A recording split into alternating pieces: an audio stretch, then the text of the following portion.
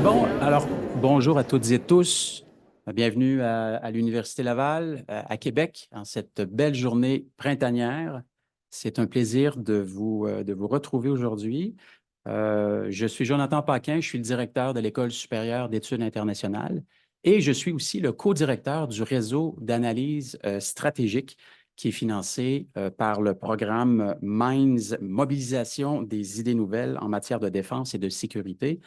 Et donc, j'en profite pour remercier le programme MINDS, pour remercier aussi, bien sûr, notre école supérieure pour l'organisation de cette conférence en partenariat.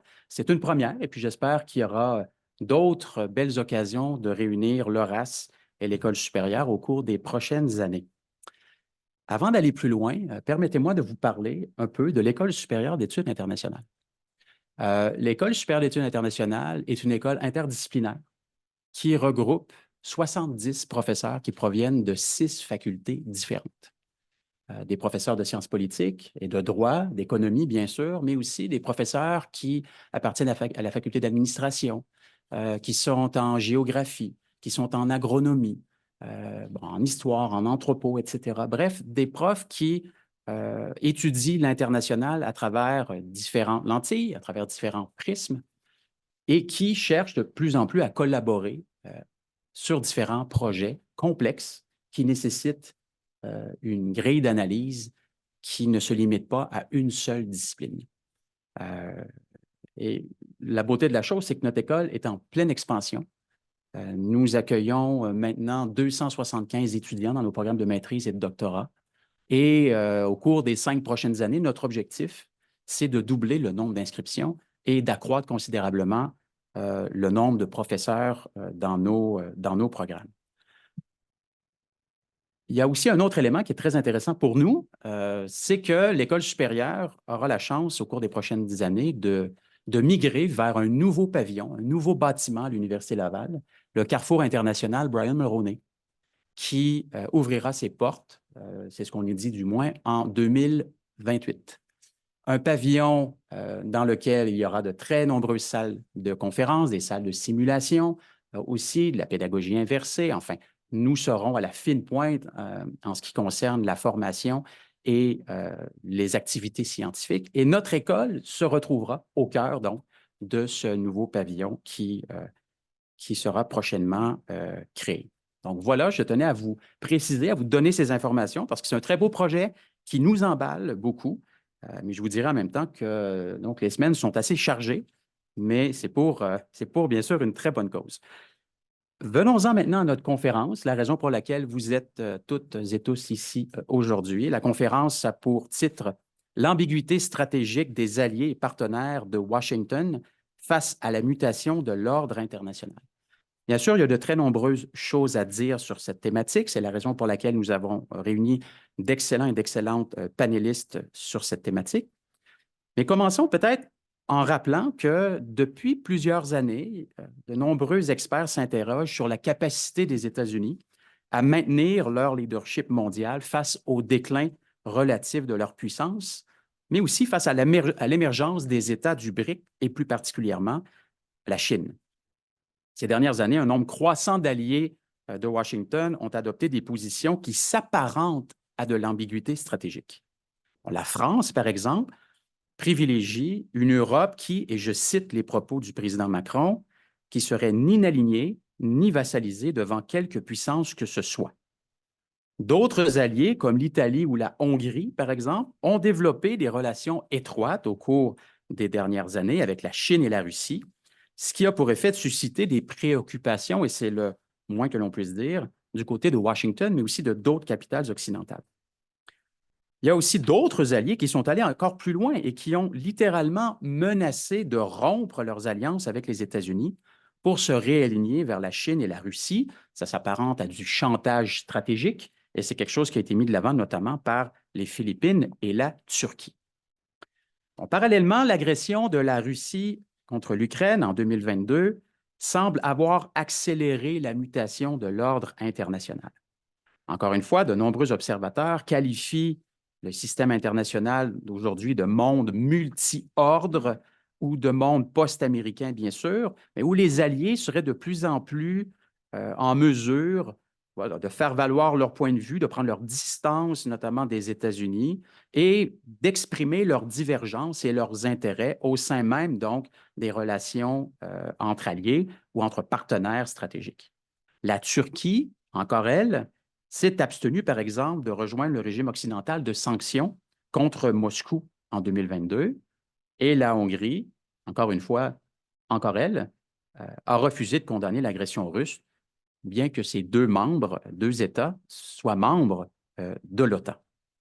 Bon, le conflit a également ravivé le mouvement des États non alignés. On parle de plus en plus donc des États non alignés 2.0, des États qui refusent de choisir entre les États-Unis d'un côté et la Russie et la Chine de l'autre.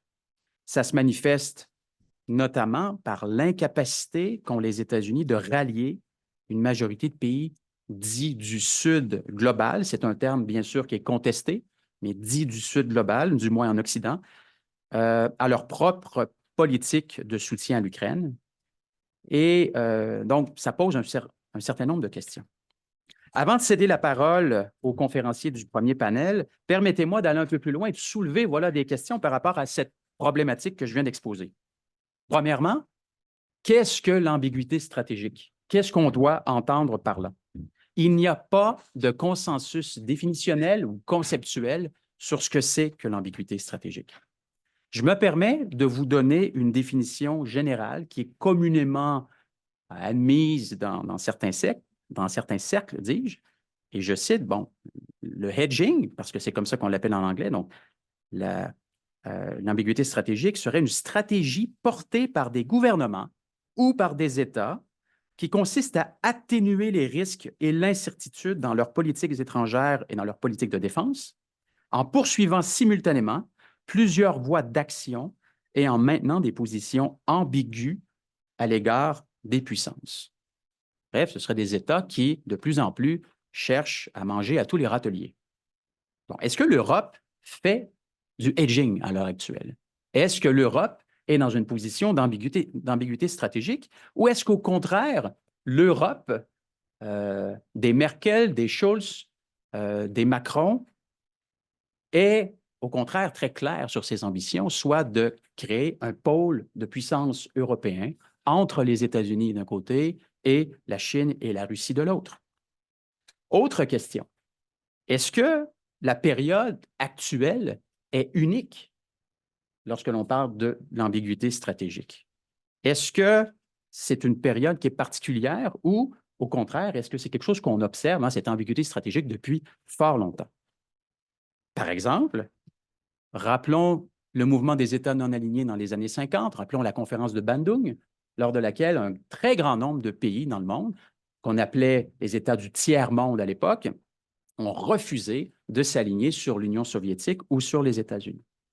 Rappelons la doctrine de Richard Nixon au début des années 70, lors de laquelle les Américains ont dit, ben voilà, on risque de se retirer progressivement de l'Asie de l'Est. Ça a créé de nombreuses tensions avec des alliés, notamment avec la Corée du Sud, qui cherchait à se nucléariser. Donc, il y avait des tensions à ce moment-là aussi. On peut aussi citer la crise de Suez de 1956, bien entendu, hein, lors de laquelle il y a eu vraiment comme on dit en québécois, une chicane, c'est-à-dire une crise entre les membres de l'Alliance transatlantique. D'un côté, l'administration Eisenhower et de l'autre, les gouvernements franco-britanniques qui ont mené une intervention donc en Égypte. L'Irak, en 2003, serait aussi un autre bel exemple. Hein? Lorsque les Américains, ou plutôt l'administration Bush, décident d'intervenir unilatéralement en Irak, il y a tout un phénomène que l'on appelle le soft balancing qui se met de l'avant et qui est porté par Schröder en Allemagne, par Chirac et De Villepin en France, mais aussi par Poutine. Donc, voilà, c'est des événements importants qui ont lieu il n'y a pas si longtemps. Bon, maintenant, c'est sûr que, contrairement aux exemples que je viens de vous donner, cette fois-ci, on ne cherche pas à prendre ses distances d'une superpuissance américaine en pleine ascension ou une hyperpuissance américaine, comme Hubert Védrine le disait dans les années 2000, mais plutôt, on observe des changements de comportement face à une Amérique qui est en déclin relatif, qui cherchent parfois délibérément de se retirer des affaires du monde. Donc, en même temps, cette dynamique est assez unique dans l'histoire récente, du moins des relations internationales. Donc, dans le contexte que je viens d'exposer, je ne voudrais pas être trop long, cette conférence a deux principaux objectifs. Tout d'abord, et c'est l'un des objectifs du premier panel, d'identifier et d'expliquer les comportements ambigus de certains alliés de Washington et d'évaluer la réaction des États-Unis face à ces comportements. Et cet après-midi, dans le cadre du second panel, l'objectif sera de mettre en lumière les États non alignés et plus particulièrement les États du Sud et comprendre leurs différentes réalités et leurs intérêts géostratégiques, géopolitiques dans un monde qui est en pleine mutation. Enfin, cette conférence met de l'avant la relève en études de défense et de sécurité et de politique étrangère. Elle met de l'avant la relève. Il y a de très nombreux candidats et candidates au doctorat qui sont avec nous aujourd'hui. J'en suis très fier. Hein. L'un des objectifs du programme MINDS, justement, c'est de mettre de l'avant la relève universitaire, la nouvelle génération, une génération qui a plein d'excellentes idées à défendre, à nous soumettre. Et donc, parmi les 8 intervenants de cette conférence d'aujourd'hui, 5 sont candidats ou candidates au doctorat dans les universités suivantes. L'Université Laval, l'Université Queen's, l'Université du Québec à Montréal, l'Université de Montréal et l'Université Paris II, Panthéon-Assas. Donc, je les remercie d'être avec nous. Bien sûr, ils seront épaulés par plusieurs professeurs bien établis tout au long de la journée. Je me tourne maintenant vers notre premier modérateur pour notre toute première séance. Le modérateur est Frédéric Côté. Je le remercie tout de suite. Frédéric est candidat au doctorat en études internationales à l'École supérieure d'études internationales. Il détient un baccalauréat en histoire, une maîtrise en études sur la conduite de la guerre et une maîtrise en études de la défense du Collège militaire royal du Canada. Il est également diplômé du programme de commandement de l'état-major du Collège des forces canadiennes de Toronto. Les recherches de M. Côté portent sur les opérations militaires avec un intérêt particulier pour les méthodes de guerre irrégulières. Je précise que M. Côté a servi durant 26 ans comme officier d'infanterie au sein des Forces armées canadiennes. Alors, M. Côté, la parole est à vous pour animer ce premier panel. Merci à vous.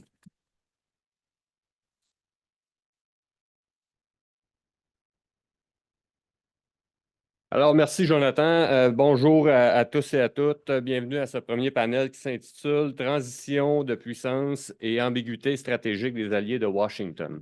Avant que le colloque débute, on était loin des caméras et on s'interrogeait à savoir si réellement on était dans une période de transition de puissance. Pour le bien de la cause, assumons que c'est le cas, au moins pour lancer le panel. Et c'est un thème qu'on pourra explorer là, plus avant là, dans les prochaines minutes. Jonathan en a parlé, a donné une définition de l'ambiguïté stratégique tout à l'heure. Le panel sera également l'opportunité d'examiner comment s'incarne dans la pratique cette ambiguïté stratégique, particulièrement auprès des alliés des États-Unis.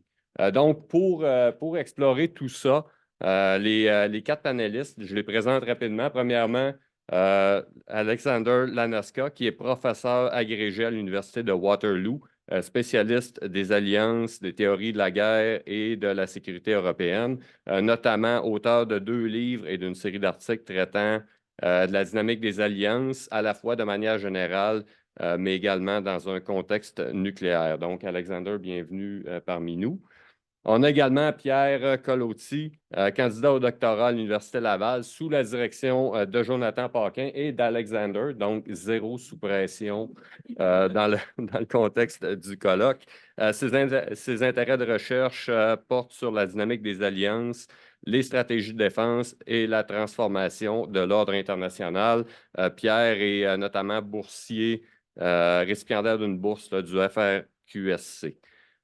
Donc, Pierre, bienvenue. Ensuite, Émile Lambert-Deslandes, candidat au doctorat à l'Université Queen's, si je ne me trompe pas, sous la direction de Stéphanie Bonlacki. Voilà. Ses intérêts de recherche portent sur la dissuasion de l'OTAN, les armes nucléaires et la latence nucléaire. Émile est récipiendaire de la bourse Desjardins du prix G.G. Baron van der Velds pour le meilleur mémoire de maîtrise en relations internationales et récipiendaire également d'une bourse d'études supérieures de l'Ontario 2 fois. Donc, félicitations. Émile, bienvenue parmi nous. Et finalement, non le moins, Nicolas-François Perron, candidat au doctorat à l'Université du Québec à Montréal. Ses intérêts de recherche portent sur la prise de décision en politique étrangère et de sécurité, sur l'émergence des cultures et contre-cultures stratégiques. Nicolas François a notamment travaillé sur les enjeux liés aux armes nucléaires américaines lors d'un stage à Washington et il s'est penché sur les relations transatlantiques lors de son stage au Parlement européen. Donc, Nicolas François, bienvenue dans ce colloque.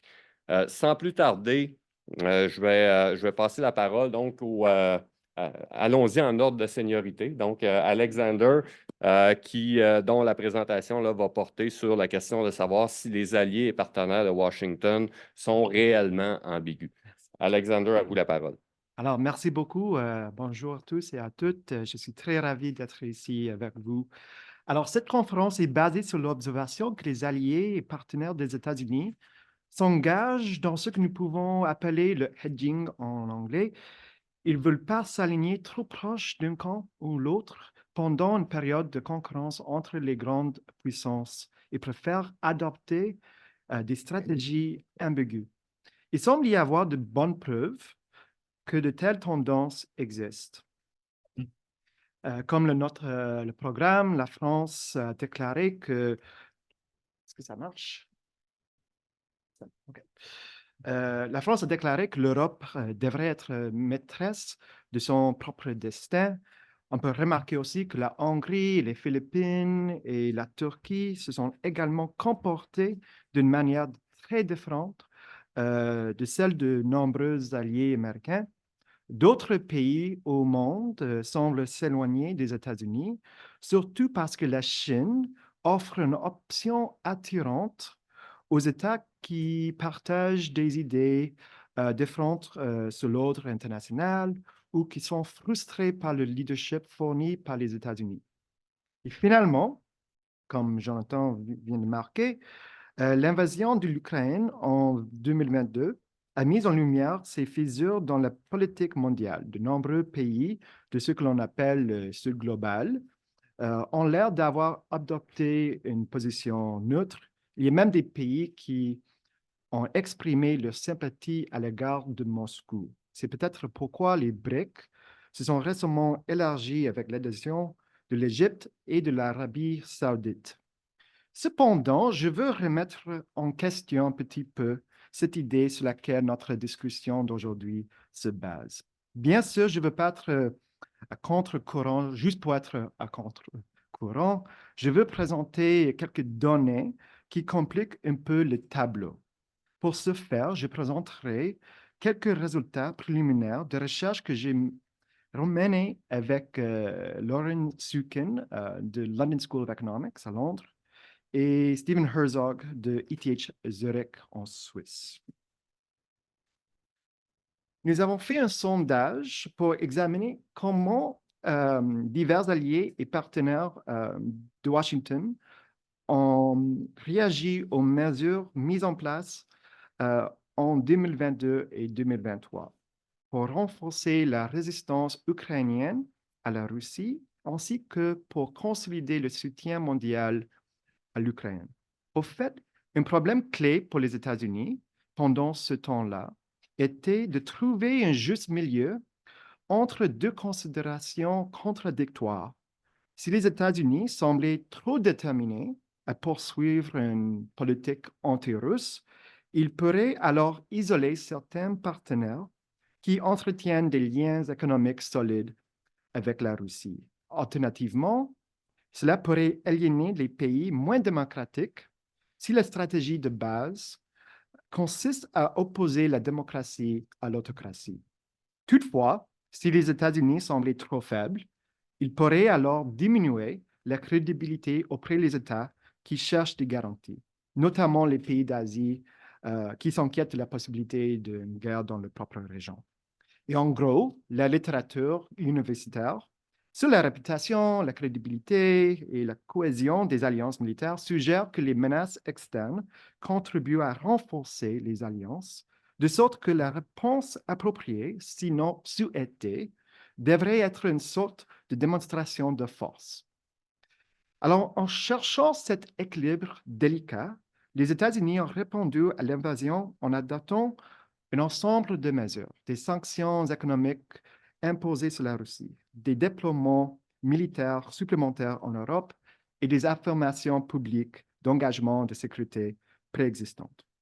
Pourtant, les États-Unis se sont abstenus de toute intervention militaire et directe, y compris la création d'une zone d'exclusion aérienne, ce que les leaders ukrainiens exigeaient en février et mars 2022.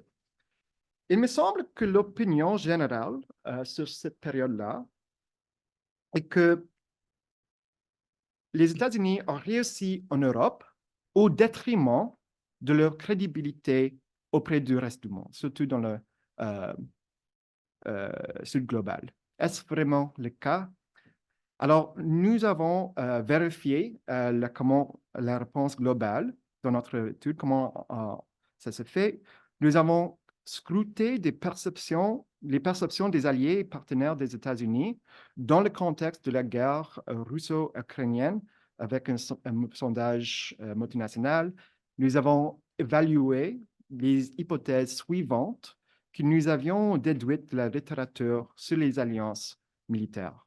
En premier, si les grandes puissances font preuve de leur détermination face à des crises militaires majeures, le partenariat sera plus cohérent que dans le passé. Deuxièmement, si les grandes puissances font preuve à la fois de leur détermination et de leur retenue face aux grandes puissances militaires ou des grosses crises, le partenariat sera plus cohérent que dans le passé. Et troisièmement, si les grandes puissances font preuve de détermination ou de retenue face à des crises militaires majeures, le partenariat se brisera. Dans ce dernier cas, l'hypothèse est axée sur l'idée qu'une menace militaire élargie ne ferait qu'exacerber les désaccords ou les défis préexistants avec des pays autour du monde. C'est une lose-lose. Alors, nous avons testé ces hypothèses en utilisant les données fournies par un sondage que nous avons organisé en juin 2023. Nous avons sondé plus que 25 000 personnes dans 23 pays à travers le monde. Ce sondage a été fait lorsque la guerre est restée au premier plan dans les médias et la réassurance était toujours une grande priorité de Washington.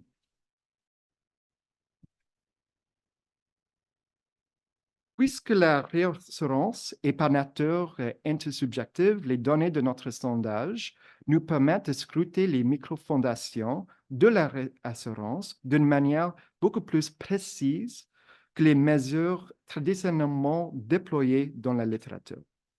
Alors, la variation qui caractérise nos données nous permet d'évaluer de manière globale les effets de comportement des États-Unis sur son vaste réseau de partenaires. L'ensemble des pays inclut certains des alliés les plus importants des États-Unis, comme quelques membres de l'OTAN, le Japon et la Corée du Sud, ainsi que les États clés où la coopération se développe, comme l'Inde ou le Brésil. Nous avons même incorporé la Chine pour avoir un adversaire comme un point de référence. Nous avons organisé notre sondage avec Lucid Marketplace, c'est bien établi, très fiable, et nous avons réussi à obtenir des échantillons représentatifs en ce qui concerne l'âge et le sexe. Pour mesurer l'efficacité des mesures de rassurance américaines, nous avons posé la question suivante. Est-ce que la réponse américaine au conflit entre la Russie et l'Ukraine vous fait confiance aux États-Unis plus ou moins comme un allié ou bien partenaire pour votre pays? C'est assez simple. Nous avons aussi ramassé de diverses données démographiques telles que l'âge, le sexe, etc. Nous avons mesuré leurs attitudes à l'égard de la mondialisation, du nationalisme et du militarisme, ainsi que leurs attitudes à l'égard des divers acteurs internationaux, notamment les États-Unis et la Russie. En d'autres termes, nous avons incorporé les aliments qui pourraient impacter les réponses des individus. Nous pouvons mieux isoler l'effet de la réponse américaine à la guerre.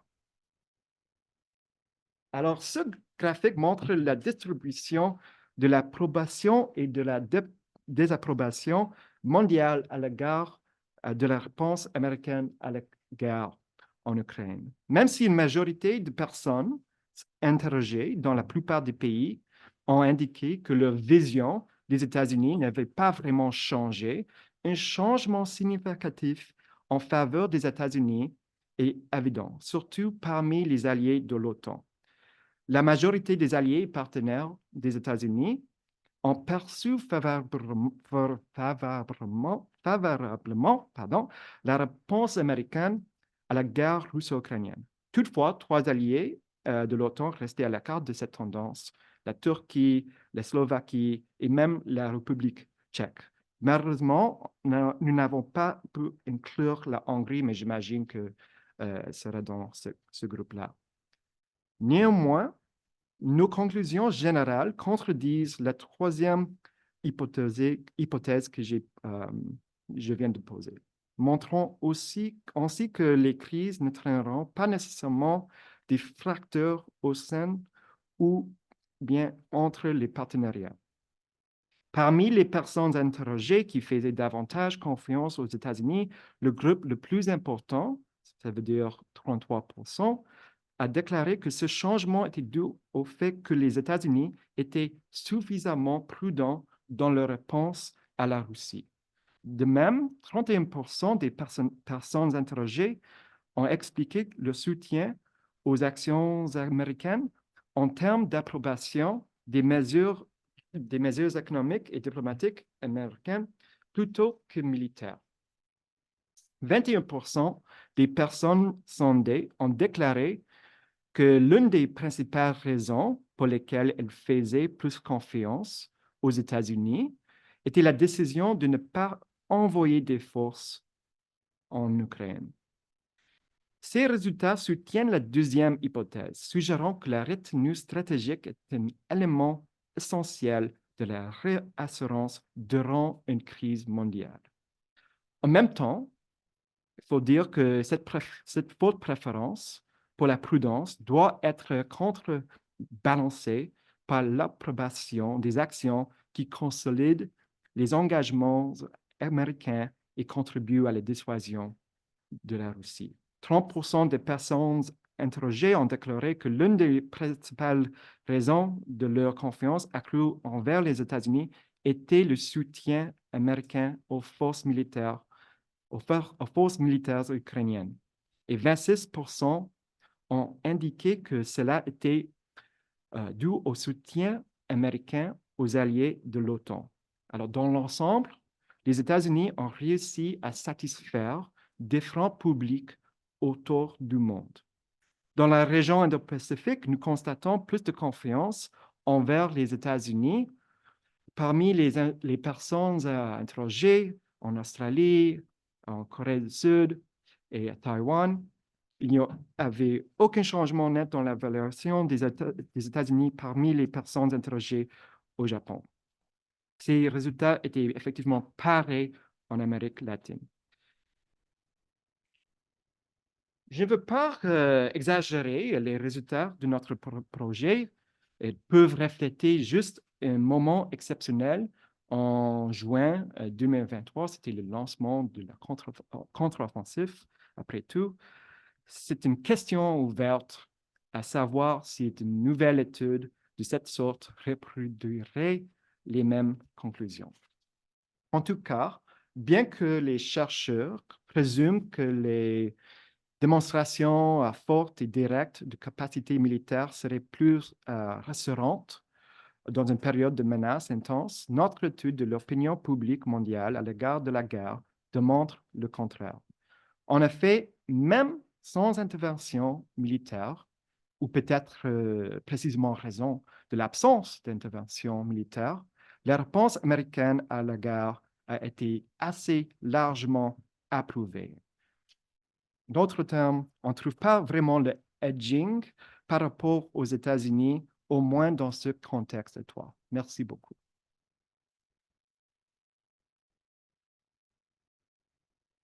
Merci beaucoup, Alexander. Propos très intéressant et j'aime beaucoup la nuance par rapport à l'idée d'ambiguïté stratégique là, qui n'entraîne pas finalement, selon les données, là, une perte de confiance de la part des alliés. Allons maintenant un peu plus loin en cédant la parole à Pierre pour regarder comment se traduit dans les faits, dans les actions de certains des alliés de Washington, si on veut, là, cette confiance-là relativisée. Donc, Pierre. Merci beaucoup, Frédéric. Bonjour à toutes et tous. Merci, Jonathan, et à toute l'équipe derrière lui pour l'organisation du panel et du colloque. J'aimerais mettre de l'avant ici avec vous deux comportements stratégiques qui caractérisent certains des alliés de Washington. Plus précisément, deux réajustements stratégiques de certains alliés qui considèrent que finalement, il y a un manque de garantie de sécurité venant de Washington à leur égard.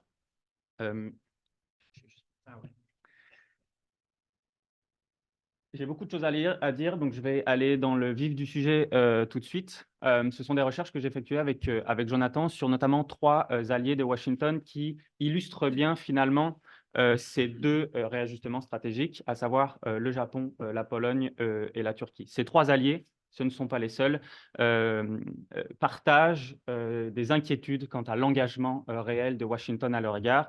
Quand je parle d'engagement, c'est la volonté de s'engager à leur défense en cas de besoin, mais également dans leur capacité à venir les défendre.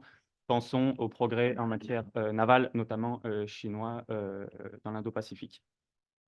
Dès la fin des années 2000, la Pologne et le Japon partagent de profondes inquiétudes quant finalement au manque de compréhension américain sur la réalité de la menace chinoise et la réalité de la menace russe. Je vous ai mis l'exemple d'une citation du chef adjoint du Bureau de sécurité nationale du président polonais, qui, lors d'une discussion avec un sénateur américain en 2010, pose la question, finalement, se demande quand est-ce que les autorités américaines vont prendre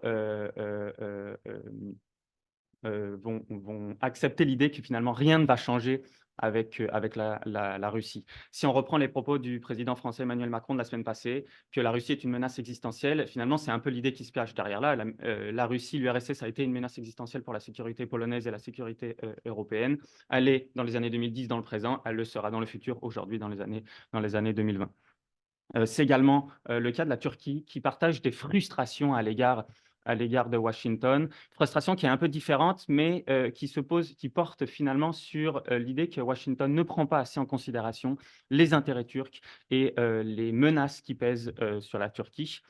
Je vous ai mis une entrevue de Erdogan avec CNN en 2012, qui se demande finalement, en fait, qui se plaint du comportement américain et du comportement en fait qui est attendu d'un allié tel que Washington, d'une grande puissance telle que Washington. Je parlais de réajustement stratégique, de deux comportements stratégiques. Ils se diffèrent par nature et ça s'explique en partie par la perception des alliés des menaces russes et des menaces chinoises. C'est le cas de la Pologne et du Japon qui perçoivent ces deux pays comme une menace, et la Turquie qui ne perçoit pas ces deux pays comme une menace, qui les perçoit plus en fait comme une opportunité parce que ces trois pays proposent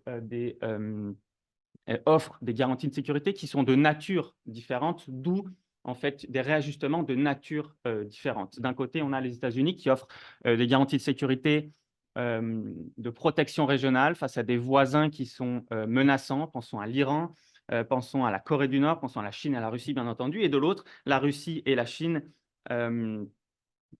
qui offrent des garanties de sécurité qui sont beaucoup plus d'ordre interne finalement. La survie du régime, la protection des frontières, le contrôle de la population. Cette perception de menace finalement pousse certains alliés à se réajuster stratégiquement. La Pologne et le Japon vers un alignement plus important vers Washington, la Turquie plus vers l'autonomie. En ce qui concerne le Japon et la Pologne, deux axes, l'ajustement se porte sur deux axes principaux. Le premier, ces deux pays cherchent finalement à travailler pour mériter la protection de Washington.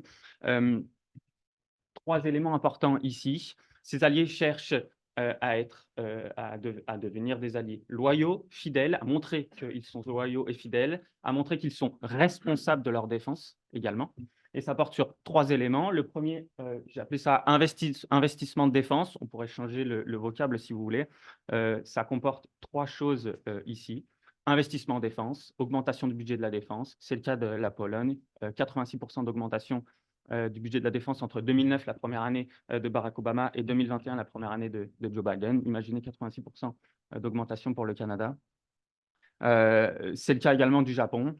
Les deux investissent dans leur armée, modernisation dès 2015 pour la Pologne, recentrage de l'armée pour une défense territoriale face à une invasion potentielle de la Russie, mais c'est également le cas de la Pologne, investissement dans des capacités amphibies, dans des défenses balistiques pour protéger l'archipel japonais. Là, vraiment, l'idée, c'est de montrer qu'on est responsable de notre propre défense. Oui, on a besoin de l'extérieur des États-Unis pour venir nos défenses, mais on est conscient de notre environnement stratégique et on fait aussi des choses pour cela. Le deuxième point, c'est une volonté de lier les stratégies de défense avec celles des États-Unis. C'est clair avec le Japon, ça l'est aussi avec les Polonais. C'est l'idée de travailler ici sur l'interopérabilité, de travailler et de lier inextricablement les visions stratégiques sur les doctrines militaires également. Et le troisième point ici, c'est la phrase peut-être préférée de Donald Trump, c'est que ces deux pays veulent payer leurs factures. Les deux pays souhaitent accueillir et accueillent des militaires américains sur leur sol et ils payent des factures. On a besoin de vous, on en veut chez nous, on paye, pas de souci. Les Japonais, les Japonais payaient 75% du montant des bases américaines au Japon en 2002. En 2017, ce montant était de 86,6%. Et pendant le mandat de Trump, le montant, pas le pourcentage, mais le montant a augmenté encore de 6%.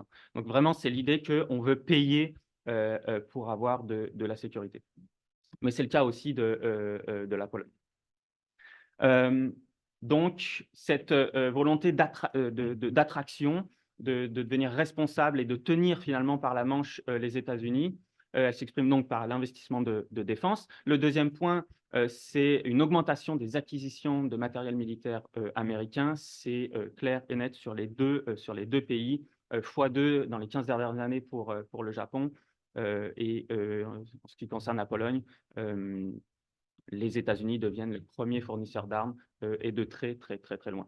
Le troisième point, c'est une opération de charme diplomatique, de charme personnel. Je vais juste illustrer ce point par l'exemple de Shinzo Abe avec Donald Trump parce qu'il est assez saisissant, assez symbolique, je trouve. Dès l'élection de Donald Trump, Shinzo Abe s'est précipité de manière non sollicitée aux États-Unis pour être le premier à féliciter Donald Trump de son élection. Il couvre de louanges les qualités exceptionnelles de Donald Trump lors des conférences de presse, lors d'entrevues médias, alors que lorsqu'on lit la presse américaine au même moment, on a des articles qui nous expliquent finalement ou qui remettent en cause les capacités intellectuelles et cognitives de Donald Trump. Alors ce paradoxe est un peu saisissant quand on le voit. Il va jouer au golf avec Donald Trump, il va dire que c'est un exceptionnel sportif. Mais le plus saisissant, et c'est assez mal passé d'ailleurs, ce genre de comportement avec Donald Trump, c'est assez mal passé auprès de la population japonaise. Le plus saisissant, c'est lorsque Shinzo Abe va louer la politique économique protectionniste de Trump alors qu'elle est tout à fait dangereuse et pour des intérêts japonais, mais pas seulement. Donc voilà, c'est le premier axe finalement de travail de ces deux pays pour mériter la protection américaine, pour le retenir par la manche si on veut. Le deuxième, c'est la volonté d'atténuer le recul et le retrait américain, de renforcer la position américaine dans leur région. Cela se fait notamment par une diversification, par un investissement dans les relations de sécurité avec d'autres alliés, d'autres partenaires de Washington. Je parlais qu'il y avait des réajustements de nature différente. Ici, entre la Pologne et le Japon, c'est un degré différent parce que le Japon souhaite construire une dissuasion intégrée, une défense fédérée entre plusieurs maillons de ce réseau d'alliances américains. Les Japonais sont beaucoup plus prudents. En fait, ils considèrent que la diversification peut accentuer les effets du retrait américain. L'idée française d'autonomie stratégique peut finalement pousser les États-Unis hors d'Europe à se concentrer finalement sur la Chine et l'Indo-Pacifique. Donc, les Polonais vont être extrêmement prudents dans leur investissement, dans leur choix de s'investir dans des initiatives de sécurité européennes. Les choix sont faits uniquement s'il y a la possibilité d'inclure les Américains dedans. Donc, c'est vraiment l'idée, je tiens l'Amérique par la manche et je veux qu'il reste ici. Le deuxième ajustement stratégique de nature différente, c'est celui de la Turquie. Parce qu'il y a notamment une différence de perception de la menace. Ici, les deux axes il y en a deux, encore une fois. Le premier, c'est le renforcement de l'autonomie stratégique. Ici, j'aimerais noter 4 points. Le premier, encore une fois, c'est l'investissement en défense. Depuis 2015, il y a un investissement qui est fait assez significatif de la part des Turcs. Le deuxième point, c'est une amélioration, un renforcement de la production nationale de matériel militaire. C'est parfois compliqué, il n'y a pas toujours le savoir-faire local ou la base industrielle pour le faire. Erdogan va multiplier les partenariats et signer des transferts de technologie pour améliorer cette production locale. Le troisième point que j'aimerais citer, c'est une augmentation des exportations d'armement. Comme dans le cas français, l'exportation vise ici à financer la souveraineté et l'autonomie stratégique. x7 depuis 2009 quand même. En 2021, c'était le 11e exportateur mondial. Et le quatrième point, c'est une réduction drastique de l'importation du matériel militaire, divisé par en fait une diminution de 56% pardon, sur la période 2017-2021 par rapport à la période 2012-2016. C'est notamment le cas par une diminution drastique des importations militaires américaines, qui était le premier fournisseur il y a quelques années, divisé par 3 sur la même période. Finalement, il y a une augmentation de matériel produit localement, une quarantaine de pourcents en 2007, 10 ans après, une dizaine d'années après, 65%. J'aimerais citer donc le deuxième axe de travail sur lequel travaille Erdogan, c'est une diversification stratégique, la recherche d'alliés alternatifs, puisqu'il n'y a pas, puisqu'on est frustré à l'égard de Washington, puisqu'il ne prend pas pour considération nos propres menaces. On va aller chercher des alliés à l'intérieur du réseau. Ce n'est pas possible. En tout cas, il n'y a pas d'alliés crédibles. On va le chercher à l'extérieur du réseau de Washington, notamment à l'égard de la Russie, de l'Iran et à moindre mesure de la Chine, parce que ces 3 alliés vont pouvoir répondre aux préoccupations principales de Erdogan, qui sont de 3 ordres: la survie du régime, la menace kurde et la déstabilisation régionale due à la guerre en Syrie, avec la porosité des frontières, les groupuscules notamment terroristes. J'aimerais terminer mon propos par dire que finalement, les réajustements stratégiques n'ont pas été faits sous Trump, ils ont été faits avant Trump, sous Obama. Finalement, Trump a juste confirmé l'idée, a confirmé les doutes quant à l'engagement américain et a poussé à accentuer encore une tendance qui était présente donc, à l'époque. Merci beaucoup.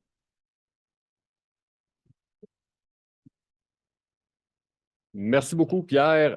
Je crois que la présentation de Pierre, entre autres choses, a le mérite de souligner le caractère central de la perception qu'ont les alliés de Washington de la menace qui est présente, qui s'incarne là, par la Russie, à travers la Russie et la Chine, comme déclencheur, là, si on veut, du réajustement stratégique. Et ces deux puissances-là, la Chine et la Russie, ont une particularité commune qui sont d'être des puissances nucléaires. Et ça, c'est ma manière très brouillonne de faire une transition vers notre prochain panéliste, Donc, Émile qui va nous parler d'ambiguïté et latence nucléaire dans une perspective historique. Merci beaucoup pour cette introduction et cette transition, ma foi, très habile. Merci à Jonathan de m'avoir invité. Ça fait plaisir d'être ici. Ça fait aussi plaisir de voir qu'en fait, ma présentation, ce dont je vais vous parler aujourd'hui, ce n'est pas en tant que tel un projet de recherche que je suis en train de mener, mais c'est plus une réflexion par rapport aux événements passés, comment ça peut informer le présent et l'avenir. Et en fait, elle s'inscrit de manière un peu très concrète dans comment est-ce que... la question que je me pose, c'est comment des doutes envers la capacité des États-Unis de protéger ses alliés, que ce soit par manque de moyens ou de volonté américaine, comment est-ce que ces doutes-là peuvent affecter le calcul stratégique des alliés, en particulier par rapport aux armes nucléaires? Et là, tout le long de ma présentation, je vais avoir la tâche difficile d'avancer mon PowerPoint sans pouvoir le voir, parce qu'en fait, je suis dans la pire place sur le panel parce que je ne peux vraiment pas me tourner. Donc, si vous remarquez que mon PowerPoint tombe derrière et que je suis vraiment en temps, faites-moi signe, s'il vous plaît. Ah, OK, je vais pouvoir le regarder sur le côté. Parfait. Et là, mon Dieu, tout change. Tout ce que j'avais à faire, c'est de me plaindre devant les caméras et soudain, les solutions arrivent.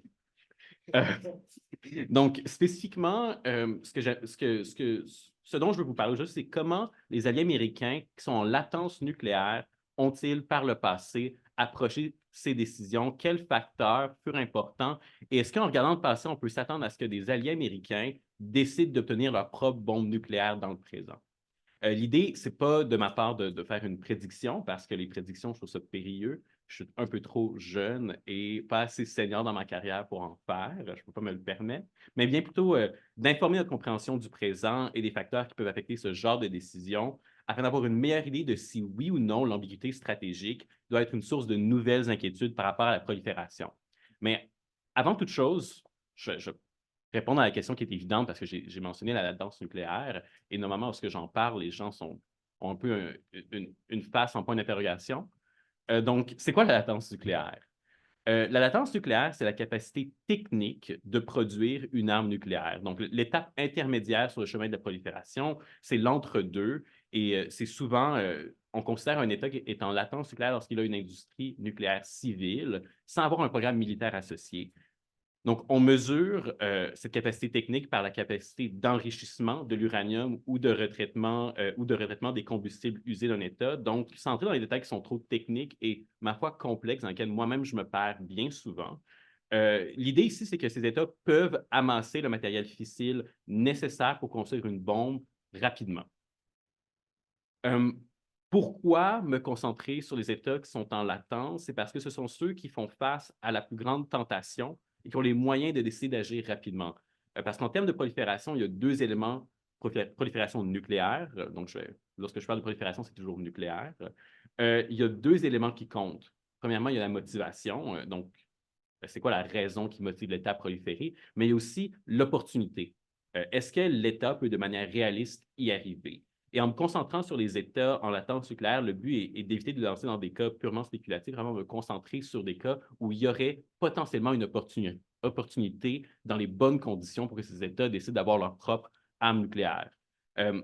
À noter que la latence nucléaire, elle n'est pas nécessairement volontaire ou instrumentalisée. Elle peut être simplement le produit d'une industrie civile indépendante sur laquelle le gouvernement n'a que peu d'impact ou de contrôle. Mais lorsque je parle d'État en latence nucléaire, de qui est-ce que je parle exactement? C'est qui les alliés américains qu'on peut dire qui sont en latence nucléaire? Généralement, parmi les alliés américains, on compte l'Allemagne, bien qu'on puisse vraiment débattre récemment si la latence nucléaire de l'Allemagne n'est pas chose du passé après le démantèlement de son industrie nucléaire civile.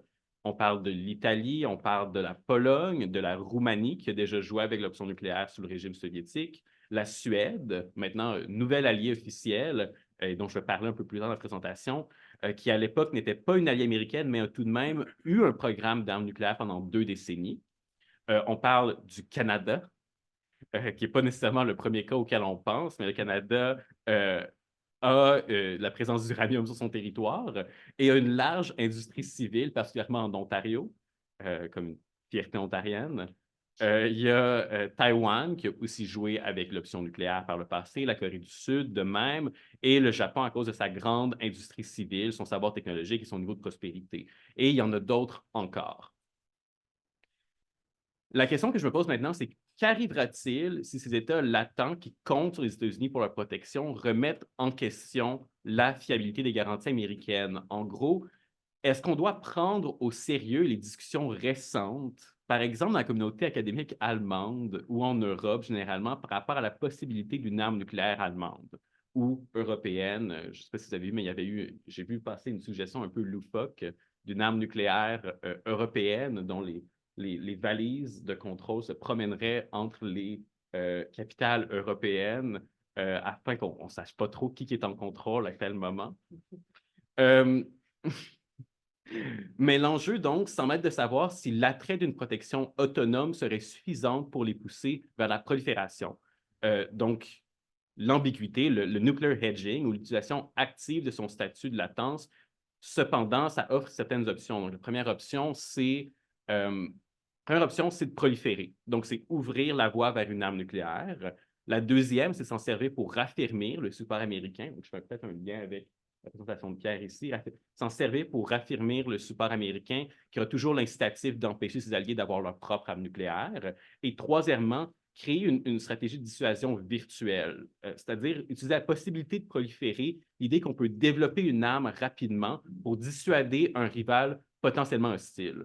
La dissuasion virtuelle a été proposée par TV Poll de McGill. Personnellement, j'ai des forts doutes par rapport à sa viabilité. C'est pourquoi je vais me concentrer sur les deux premières éventualités. Donc, est-ce que des doutes par rapport aux États-Unis ont déjà poussé des alliés vers la prolifération ou vers l'ambiguïté afin de raffermir le support américain? Et c'est de là que vient l'idée d'examiner le passé pour mieux comprendre le présent et anticiper l'avenir. Mais lorsqu'on parle de nuclear hedging, je pense que c'est bon de préciser qu'il y a plusieurs types de nuclear hedging desquels on peut parler. C'est pas un seul phénomène. En parlant comme étant un seul phénomène unique et une seule stratégie, c'est un peu trop réductif. Je pense qu'on peut en parler de trois types qui ont été proposés par Vipin Narang. Donc, on peut parler du technical hedging, donc le flirt avec l'idée sans action concrète. On peut parler du insurance hedging. Donc là, c'est la présence de programmes d'enrichissement d'uranium, mais on s'arrête avant d'avoir un programme nucléaire militaire. Et il y a le hard hedging, donc l'étape qui est juste avant le développement d'armes, la plus dangereuse parce qu'elle démontre un réel sentiment de menace de la part des dirigeants d'un État et vraiment une considération active et profonde de cette option. En ayant ces définitions-là en tête, ceci étant une présentation de conférence, ce que je propose de faire, c'est simplement esquisser des cas historiques de deux alliés des États-Unis qui, encore à ce jour, sont considérés comme les plus susceptibles ou capables de pouvoir développer une arme nucléaire. Les deux alliés que je vais rapidement survoler sont en Europe, donc l'Allemagne, et en Indo-Pacifique, le Japon. Ils sont dans les deux théâtres principaux de rivalité entre les États-Unis et ses rivaux, la Russie et la Chine. Je vais vendre un peu mon punch en disant que ce qu'on peut observer, c'est surtout des cas de insurance hedging de la part des alliés américains qui, malgré leur insécurité, ne veulent pas endommager leur relation privilégiée avec les Américains et essentiellement, malgré tout, le jeu ne semble pas en valoir la chandelle. Donc, le premier cas qu'on peut examiner est évidemment celui de l'Allemagne. Depuis 1953, des armes nucléaires américaines sont sur son territoire. C'est des armes qui sont tactiques et qui sont dans le cadre du nuclear sharing au sein de l'OTAN. Mais de 1955 à 1963, le gouvernement de Konrad Adenauer a instauré une politique d'ambiguïté stratégique par rapport à la possession d'armes nucléaires. Il s'agissait d'une réponse à des craintes par rapport à la fiabilité des garanties américaines au début de la guerre froide en réponse à des nouvelles politiques américaines. Donc, il y avait eu le plan Radford en 1956 qui visait à réduire la présence conventionnelle américaine en Europe. Bien que le plan Radford a été abandonné, il fut succédé par le New Look sous Eisenhower, qui n'était pas si différent puisqu'il mettait une nouvelle emphase sur les armes nucléaires tactiques en Europe et la représaille massive. Et enfin, le passage à la doctrine de représailles massives à celle des représailles graduées. Ces décisions américaines historiques, qui ne sont pas complètement dissimilaires dans leur écho à certaines plus récentes, initièrent donc des doutes importants parmi les dirigeants allemands par rapport à la crédibilité des engagements américains. La peur de l'abandon était présente. Pendant la forte opposition domestique de la part des autres partis politiques et de la société civile a mené à l'abandon de cette option. Au final, dans une démocratie, un manque de consensus domestique peut donc être un obstacle insurmontable, indépendamment des inquiétudes stratégiques. Le deuxième cas dont on peut parler, c'est le Japon, et qui est particulièrement intéressant parce que le Japon est un peu le cas stéréotype d'un État en latence nucléaire allié des Américains. Et en particulier, on peut identifier 4 périodes durant lesquelles l'arme nucléaire fut envisagée, discutée, mais écartée. Donc, en 64-65, dans les années 70, dans les années 90 et présentement. 2 de ces moments peuvent être expliqués par des craintes sécuritaires, tandis que les 2 autres sont attribuables à des inquiétudes par rapport au statut du Japon dans le monde. Donc, il y a eu le test nucléaire chinois de 64, il y a eu le débat autour du TNP dans les années 70, donc le traité sur la non-prolifération des armes nucléaires, qui, en fait, empêchait d'autres États autres que les 5 principaux, en fait, leur interdisait d'avoir leurs propres armes nucléaires. Il y a eu le débat autour du renouvellement indéfini du TNP dans les années 90, à savoir, est-ce que le statu quo nucléaire, on décide que c'est à jamais, donc plus aucun autre État n'aurait le droit d'avoir leurs propres armes nucléaires d'un point de vue légal. Et enfin, il y a eu la crise entourant le développement nucléaire nord-coréen dans ce moment. Or, à chaque fois, le jugement fut que ça n'en valait pas vraiment la peine et que ça ne ferait qu'affaiblir le lien avec les États-Unis. Il est dangereux de négliger que même s'il y a des doutes envers les garanties des États-Unis, la solution ne semble pas être de s'affranchir complètement de leur influence. Même si le statut était important, donc le potentiel d'avoir le statut nucléaire, il y avait aussi un scepticisme important par rapport à la notion que des armes nucléaires donnent un statut de grande puissance autonome des États-Unis en se basant sur les cas du Royaume-Uni et de la France. Donc, au final, en regardant ces 2 cas, et vraiment, j'ai poussé à travers des décennies d'histoire vraiment très rapidement pour cette présentation, mais en regardant ces 2 cas-là, on peut faire quelques observations. Les menaces sécuritaires ont plus grands impacts, mais même si elles sont existentielles, le lien avec les États-Unis est trop important. Et même si le lien est en doute, l'opposition civile a toujours un rôle à jouer dans l'équation. Cela étant dit, je pense qu'il est aussi important de réfléchir au cas des non-alliés parce que, en ce moment, si je regarde seulement des cas alliés américains, il y a quand même un historique assez favorable suite à la France et au Royaume-Uni, des alliés proches de Washington qui n'ont pas développé leurs propres armes nucléaires. Mais des États neutres qui, même s'ils n'ont pas de parti pris, sont tout de même affectés par la compétition en grande puissance et ont parfois des craintes sécuritaires intenses. Je pense que c'est aussi important d'en parler. Parce qu'au final, ce sont eux qui offrent le plus grand risque de prolifération puisqu'ils n'ont pas de protection nucléaire alliée qui rend une arme nucléaire autonome redondante. Donc, le cas, on va parler de la Suède un peu, puis en soi, c'est un cas qui est quand même assez étonnant, mais la Suède, bien qu'elle soit maintenant membre de l'OTAN, elle a passé la plus grande partie de la guerre froide dans la neutralité. Elle a eu un programme avancé dans les années 50 et 60, un cas de hard edging, je pense, pour résister à une potentielle invasion soviétique. En 1955, 3 des 4 partis politiques majeurs en Suède supportaient l'option de la bombe nucléaire. On parlait de comment il n'était pas une question de si, mais bien une question de quand la Suède allait avoir sa propre arme nucléaire. Mais malgré la crainte d'une invasion russe et l'absence de protection d'un allié, il n'y a pas eu de prolifération. L'opposition de la société civile et de nouvelles normes internationales qui ont été mises en place sur des pressions trop fortes. Donc, quelles leçons en tirer? À ce stade, et pour conclure, j'aimerais juste expliquer, dans le fond, rapidement quelques leçons qui peuvent être tirées de ces cas historiques et qui peuvent informer la manière que les risques de prolifération sont perçus à une ère de retrait américain qui, pour répondre peut-être un peu directement à la question que j'entends soulever, qui en soi me semble pas sans précédent dans le sens où j'ai beaucoup d'hésitation à accepter un narratif de montée américaine unidirectionnelle depuis les années 50, depuis la fin de la Deuxième Guerre mondiale, dans lequel il n'y a eu aucun retrait à aucun moment et en fait, on a toujours été dans une pente montante et il n'y a jamais eu de pente descendante.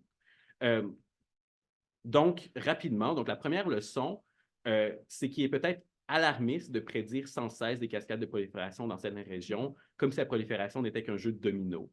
Lorsqu'un État considère l'option de l'arme nucléaire, il fait face à des pressions autant externes qu'internes qui limitent son champ d'action.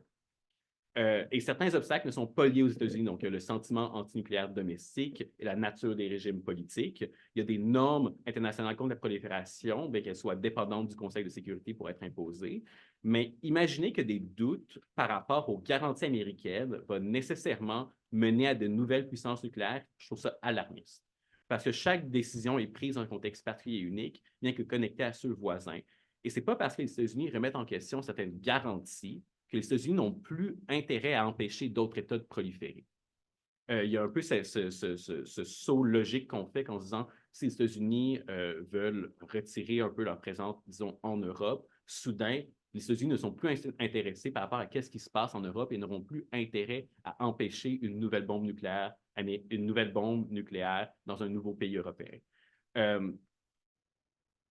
Et ce que j'ai envie de dire, donc, c'est que plus ça change, plus c'est un peu la même chose, et que le Royaume-Uni et la France fournissent leurs propres garanties, que le Royaume-Uni et la France fournissent leurs propres garanties formelles aux alliés européens pour compenser un retrait américain. Je pense que c'est un cas de figure qui est beaucoup plus probable que la possibilité de nous voir nous réveiller dans quelques années avec 2-3 nouvelles puissances nucléaires en Europe. Et donc, en terminant, j'aimerais encore une fois vous remercier de votre attention et encore une fois remercier Jonathan pour l'invitation.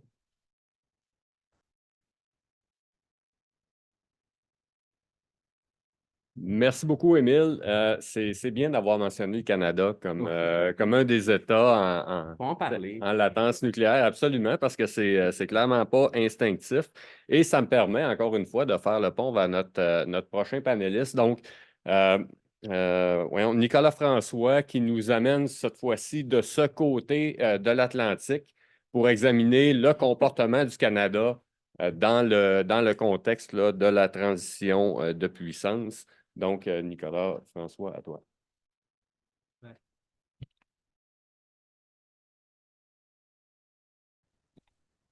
Bonjour. Ça me fait plaisir d'être ici aujourd'hui. Je vais vous présenter en fait une recherche sur laquelle j'ai commencé à travailler plutôt récemment, mais dans laquelle je pense que je peux quand même souligner quelques mécanismes causaux qui peuvent être intéressants pour d'autres recherches et souligner quelques conclusions intéressantes. Donc d'abord, le comportement agressif croissant de la Chine, illustré par ses actions dans l'Himalaya contre l'Inde, ses menaces envers le Vietnam, son expansion militaire en mer de Chine du Sud, et la suppression de l'autonomie de Hong Kong alimente notamment la crainte d'une guerre avec les États-Unis. La Chine investit massivement dans ses capacités militaires et prévoit à plus ou moins long terme de prendre Taïwan par la force. Ces différents éléments entraînent un renforcement du soutien américain à Taïwan et ravivent les craintes d'un conflit sino-américain.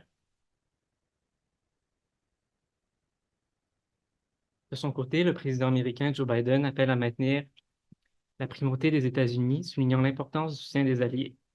Face à la montée en puissance de la Chine, les États-Unis doivent réconcilier leurs capacités militaires avec leurs engagements internationaux sans compromettre leurs finances ou leurs intérêts de sécurité nationale. Dans ce contexte, les alliés de Washington et son système d'alliance exercent un rôle important. Plusieurs s'interrogent sur la capacité des États-Unis à maintenir leur leadership mondial face au déclin relatif de leur puissance et à l'émergence des BRICS, en particulier le cas de la Chine. En effet, un nombre croissant d'alliés de Washington ont manifesté une ambiguïté stratégique quant à leur rôle international dans un monde en mutation. Le concept d'ambiguïté stratégique a été surtout appliqué initialement des États d'Asie, où la croissance particulière de la Chine a questionné dès le début des années 2010 leur positionnement face à Beijing et Washington.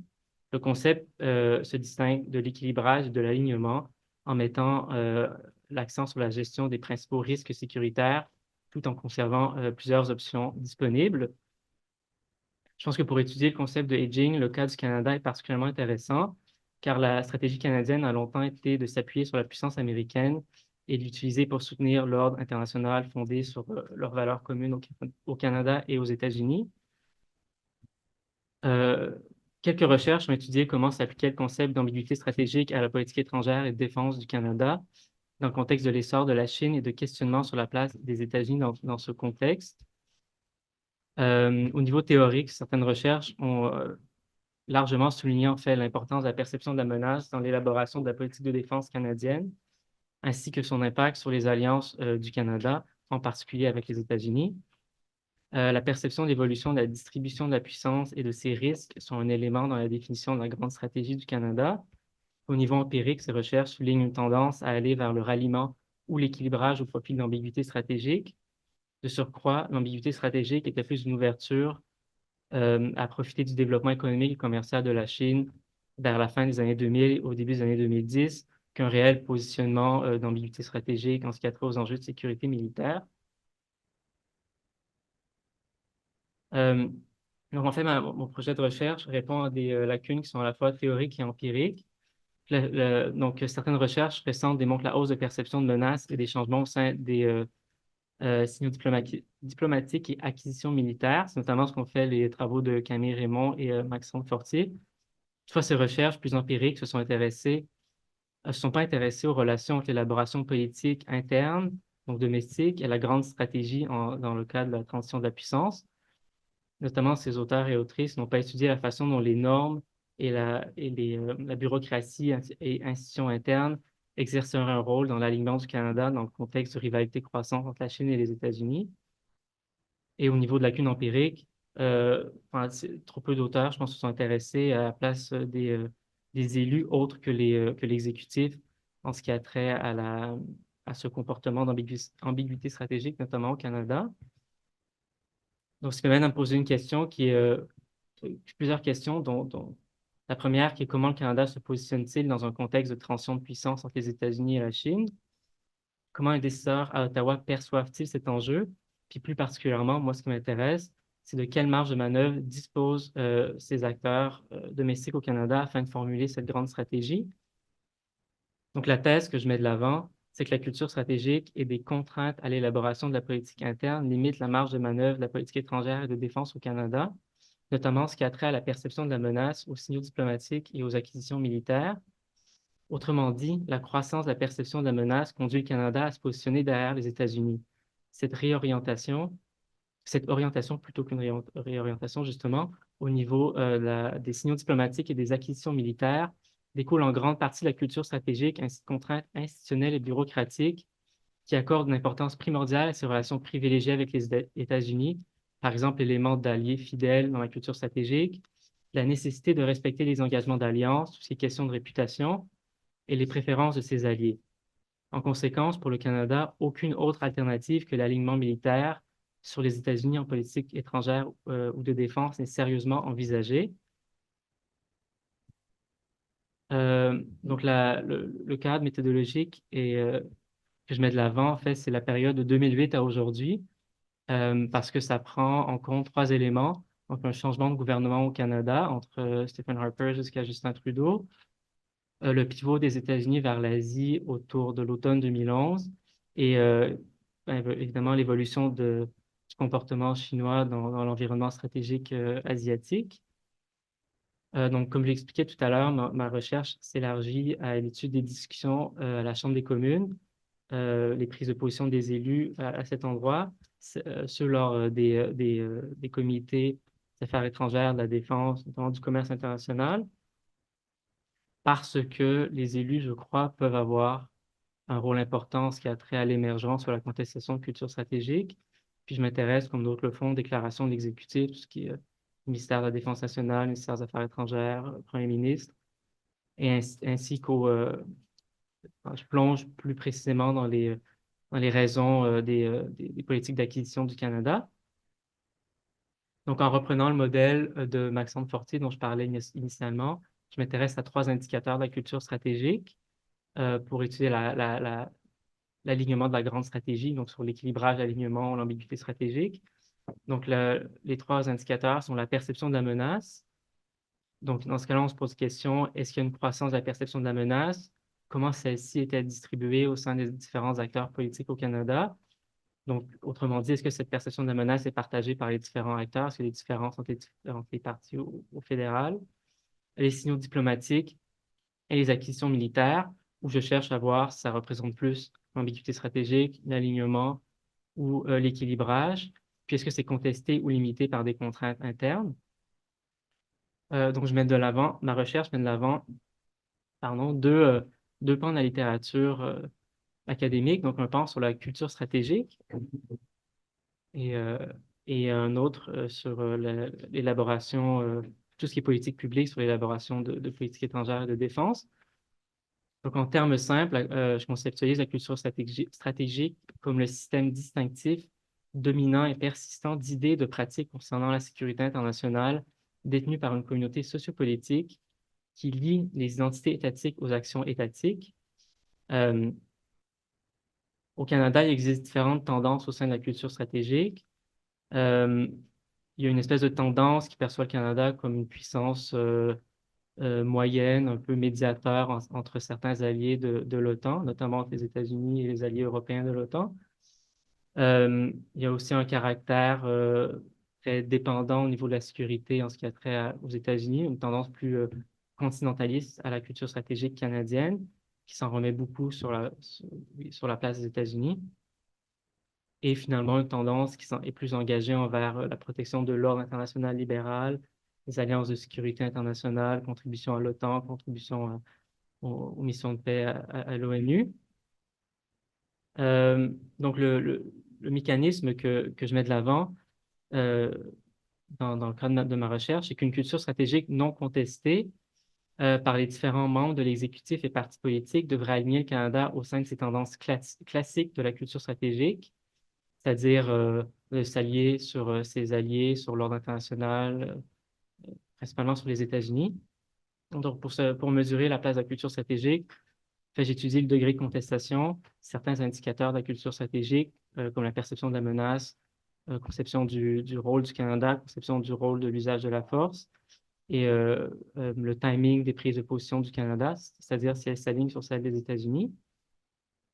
Puis pour les contraintes à la politique interne, en fait, je mobilise les travaux en politique publique, notamment tout ce qui est sur les contraintes institutionnelles, les contraintes bureaucratiques et les attentes d'alliance.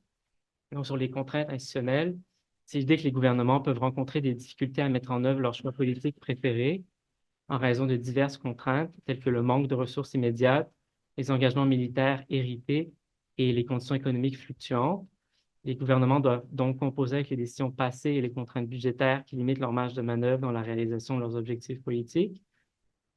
En mobilisant les contraintes bureaucratiques, je cherche à souligner que les bureaucraties au Canada, y compris les fonctionnaires civils et les forces armées, possèdent des cultures organisationnelles distinctes, des procédures standards et des préférences politiques qui peuvent entraver ou retarder les initiatives gouvernementales si elles entrent en conflit avec les normes départementales.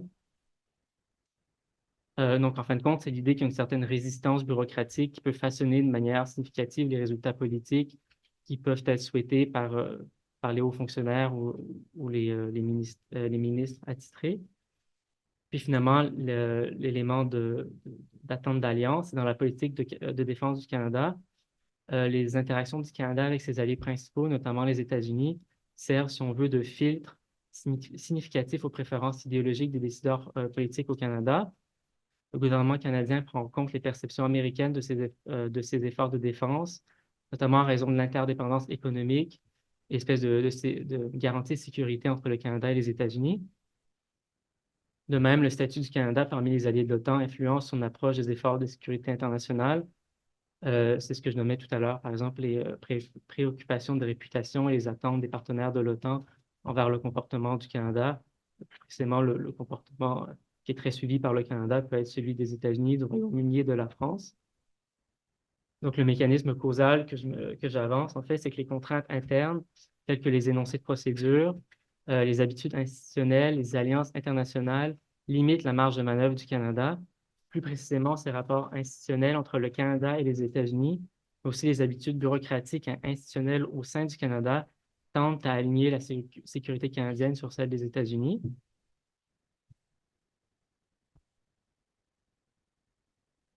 Donc, comme j'expliquais, en fait, j'étudie trois indicateurs de la grande stratégie canadienne.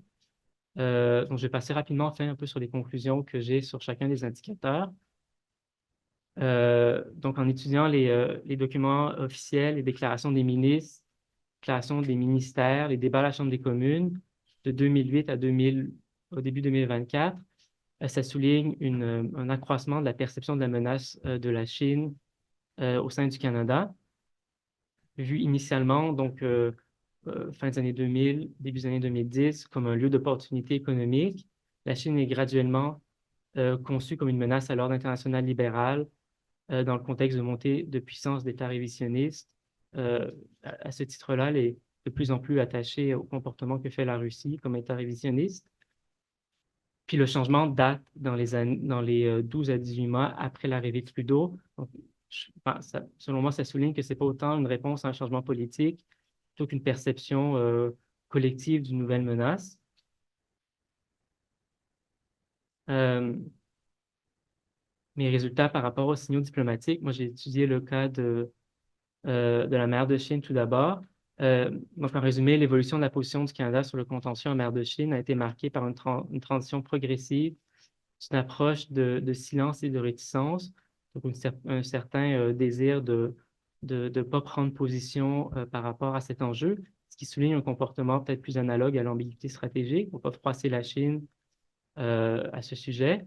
À une critique qui s'est vue plus ouverte et directe des actions chinoises en mer de Chine, notamment à l'égard du Vietnam, ce qui reflète une préoccupation croissante pour les enjeux de sécurité dans la région. Donc, un comportement canadien qui pourrait peut-être plus se concevoir sur l'alignement ou l'équilibrage que l'ambiguïté stratégique avec le temps. Par rapport à Taïwan, le Canada a navigué avec prudence à travers les tensions croissantes dans le détroit de Taïwan, cherchant à maintenir des relations stables avec la Chine, des relations surtout économiques, tout en renforçant discrètement ses liens avec Taïwan. La position a certainement moins évolué qu'en ce qui a trait à la mer de Chine, peut-être parce que c'est un enjeu qui touche plus directement la Chine que la mer de Chine, qui est peut-être plus sensible pour la Chine. Donc, Ottawa exprime des positions opportunes, c'est-à-dire que lorsque c'est une position que prennent les États-Unis ou ses alliés proches en Asie, comme la Nouvelle-Zélande ou l'Australie, alors le Canada ose prendre une position après eux et similaire à eux.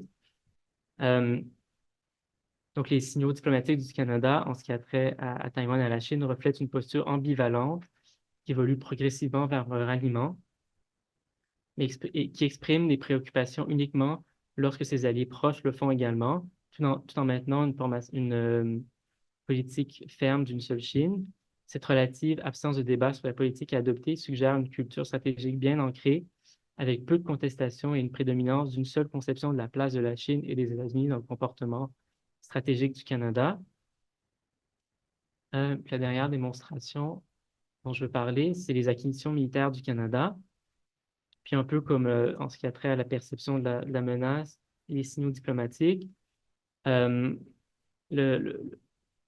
alliances du Canada avec les États-Unis au sein de l'OTAN influencent les décisions en matière d'acquisition militaire. Le Canada accepte de sécuriser sa partie du continent en échange de la promesse des États-Unis de protéger le Canada contre des puissances hostiles au continent nord-américain. Et en fait, le fait d'appartenir à cette alliance oblige le Canada à dépenser assez pour paraître comme un allié qui respecte ses engagements, c'est-à-dire comme un bon allié. Et que les acquisitions militaires du Canada semblent être faites afin d'honorer ses engagements et ses alliances, plutôt qu'en raison de menaces perçues. Donc, les documents d'acquisition militaire soulignent la nécessité d'assurer l'interopérabilité avec l'armée américaine, ce qui est l'élément qui guide largement les choix d'acquisition canadienne. Donc, en conclusion, en fait, j'aimerais souligner certains éléments. Je pense que la recherche, à travers les 3 indicateurs qui sont perception de menaces, signaux diplomatiques et acquisition militaire, souligne l'importance d'étudier les politiques d'élaboration interne de la politique étrangère et de défense au Canada, notamment ce qui a trait à l'ambiguïté stratégique.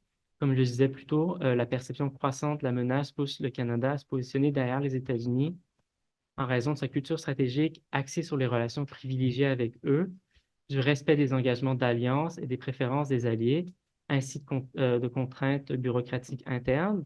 Ainsi, l'alignement militaire sur les États-Unis devient la seule option sérieusement envisagée pour le Canada en politique étrangère et de défense. En somme, l'approche de défense du Canada manque de direction stratégique, se concentrant davantage sur la contribution aux efforts alliés que sur la poursuite d'objectifs stratégiques nationaux qui sont clairs. Ça se traduit par une dépendance à l'interopérabilité avec les États-Unis et une tendance à privilégier les contributions plutôt que d'atteindre des résultats stratégiques significatifs, comme en témoigne son implication dans les missions sur la guerre en Ukraine. Merci pour votre écoute. Merci beaucoup, Nicolas François. Et puis, j'aimerais souligner là, la prise de position que certains qualifieraient de charitable que tu prends à l'endroit du Canada en parlant de stratégie canadienne et de culture stratégique canadienne, alors que plusieurs analystes critiquent justement le Canada pour son absence de pensée stratégique ou au moins la faiblesse de sa pensée stratégique. Donc, merci de prendre un peu le contre-pied de cette position-là. Merci à vous quatre pour vos interventions et à titre de modérateur, je vous remercie d'un point de vue personnel de vous en être tenu à votre temps de parole, ce qui ne m'a pas obligé là, finalement à craquer le fouet et qui nous laisse amplement de temps pour les questions. Donc, pour ce qui est des questions, pour les gens qui sont dans la salle, pour vos questions ou vos commentaires, je vous encourage à vous diriger vers l'avant au micro pour qu'on puisse bien entendre votre question parce que je vous rappelle qu'on est en formule hybride. Donc, pour l'enregistrement, ça va être beaucoup mieux si vous parlez dans le micro.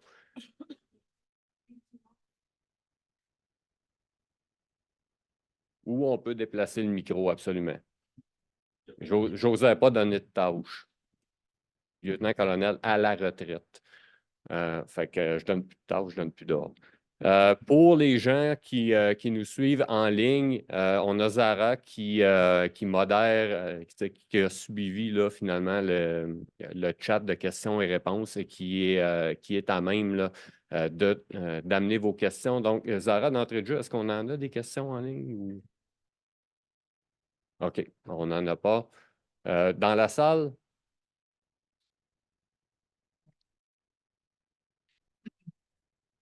Merci beaucoup. Oula, c'est fort.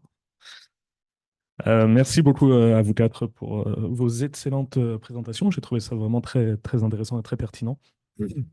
Alors, j'ai en fait 3 questions pour 3 personnes, mais en fait, il y a une question qui pourrait se muter pour Pierre et pour Alexander. Alexander, j'ai trouvé très intéressant le résultat de votre sondage. Pourquoi? Parce que j'ai trouvé très intéressant que des pays qui, en tout cas à première vue, ne tendent pas vers un soutien, on va dire, traditionnel aux États-Unis ou à la politique extérieure des États-Unis, finalement, votre sondage a démontré qu'il y avait un certain soutien, en tout cas, par rapport à l'actualité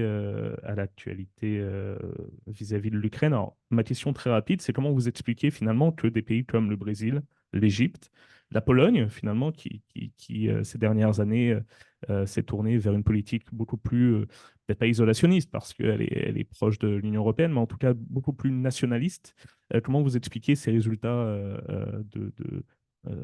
de soutien aux États-Unis? Et finalement, ça va vers ma deuxième question pour Pierre, c'est finalement, pareil, on voyait que la Turquie, il y a aussi un certain soutien, ou en tout cas une vision assez positive dans l'intervention américaine, du soutien américain de sa position par rapport à la Turquie. Comment on peut expliquer la faible perception de la menace et en même temps voir dans le sondage précédent qu'il y a quand même un soutien, on va dire, je ne sais pas, populaire. J'aimerais bien peut-être revenir sur la méthodologie du sondage, mais comment expliquer cette ambivalence entre faible perception de la menace et ce soutien? Et finalement, peut-être, est-ce qu'en Turquie, ça serait vis-à-vis de la présence américaine à Incirlik, de la base militaire?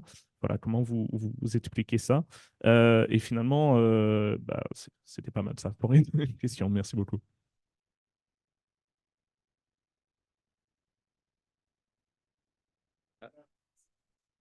En fait, allons-y pour la réponse immédiatement. Alexander?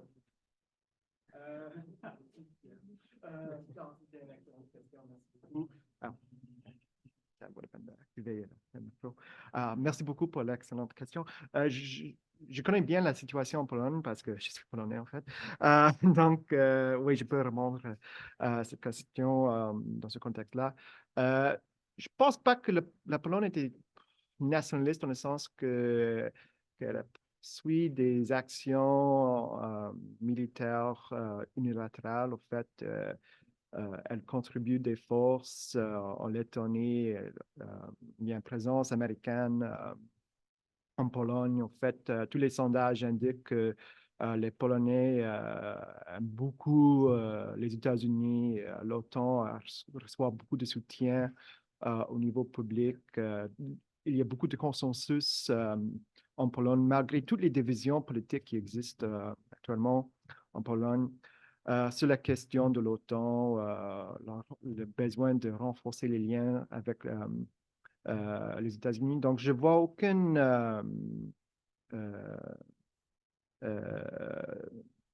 différence entre ce que nous voyons dans le sondage et ce que nous voyons en pratique. Je connais moins le Brésil, mais même le Brésil est divisé. Il y avait beaucoup de personnes sur le droit au Brésil qui favorisent des relations avec les États-Unis. Et même le gauche, j'imagine que le gauche peut accepter des mesures les mesures non militaires par rapport à la situation en Ukraine. Donc, je pense que c'est très facile d'exagérer les différences entre les pays, surtout ceux qui sont alliés avec les États-Unis au niveau des traités.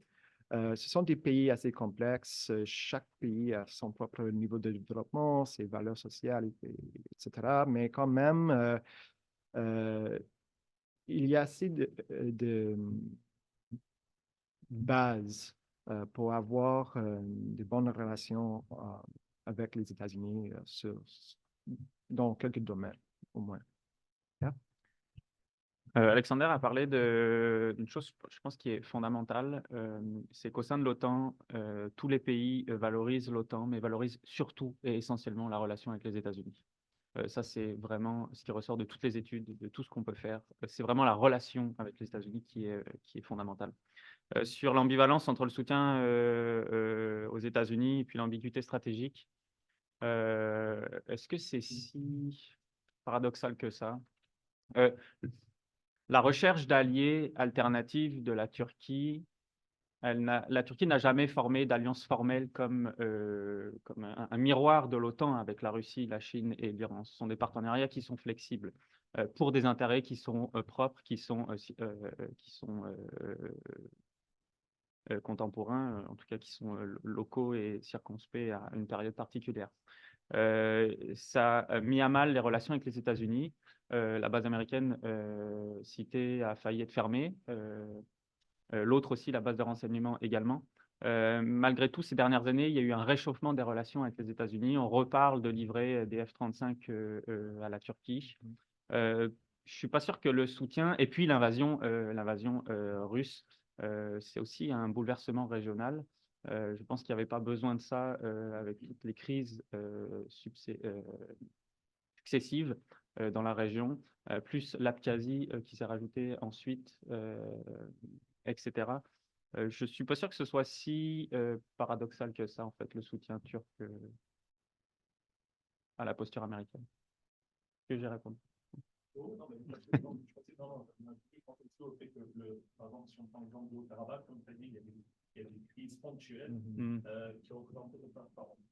Ça sera très rapide, mais j'alimentais ma réflexion sur le fait qu'il y a des cas comme le Haut-Karabakh qui peuvent alimenter justement le fait qu'une succession de crises ponctuelles sur des positions stratégiques ponctuelles peuvent amener à cette fissure, finalement, à ce refroidissement avec les relations avec les États-Unis. On sait que les États-Unis n'ont pas forcément soutenu l'Azerbaïdjan alors que c'est un allié objectif de la Turquie. Et la Syrie vis-à-vis des Kurdes aussi. Donc voilà, est-ce que justement cette succession de crises ponctuelles pose ce problème? En fait, je rajouterai un élément, c'est que la relation avec la Russie n'a jamais été toujours alignée entre Turquie et Russie. Il y a eu de nombreuses frictions avant le rapprochement et le processus d'Astana en 2017, et en fait toujours aujourd'hui. C'est ce que je voulais rajouter. Est-ce que je peux rajouter quelque chose? Parce que vous avez parlé de la crise en Haut-Karabakh, mais ça ne montre pas les fractures entre les alliés américains, ça montre les fractures entre les alliés russes. En fait, il y a beaucoup de problèmes dans l'OTAN, mais c'est rien à voir avec les problèmes qui existent actuellement dans l'organisation de traités sécuritaires c'est quoi ça en français? CSTO en anglais. Ouais, il y a beaucoup de problèmes que la Russie euh, fait face en ce moment avec le Kazakhstan, l'Ouzbékistan. L'Ouzbékistan a quitté l'Alliance en fait, il y a quelques ans. Et puis l'Arménie a suspendu sa participation dans l'Alliance avec la Russie. Mais elle n'a pas beaucoup de choix parce qu'elle est bien coincée dans sa région, malheureusement. Merci. Je crois qu'on avait une question en arrière.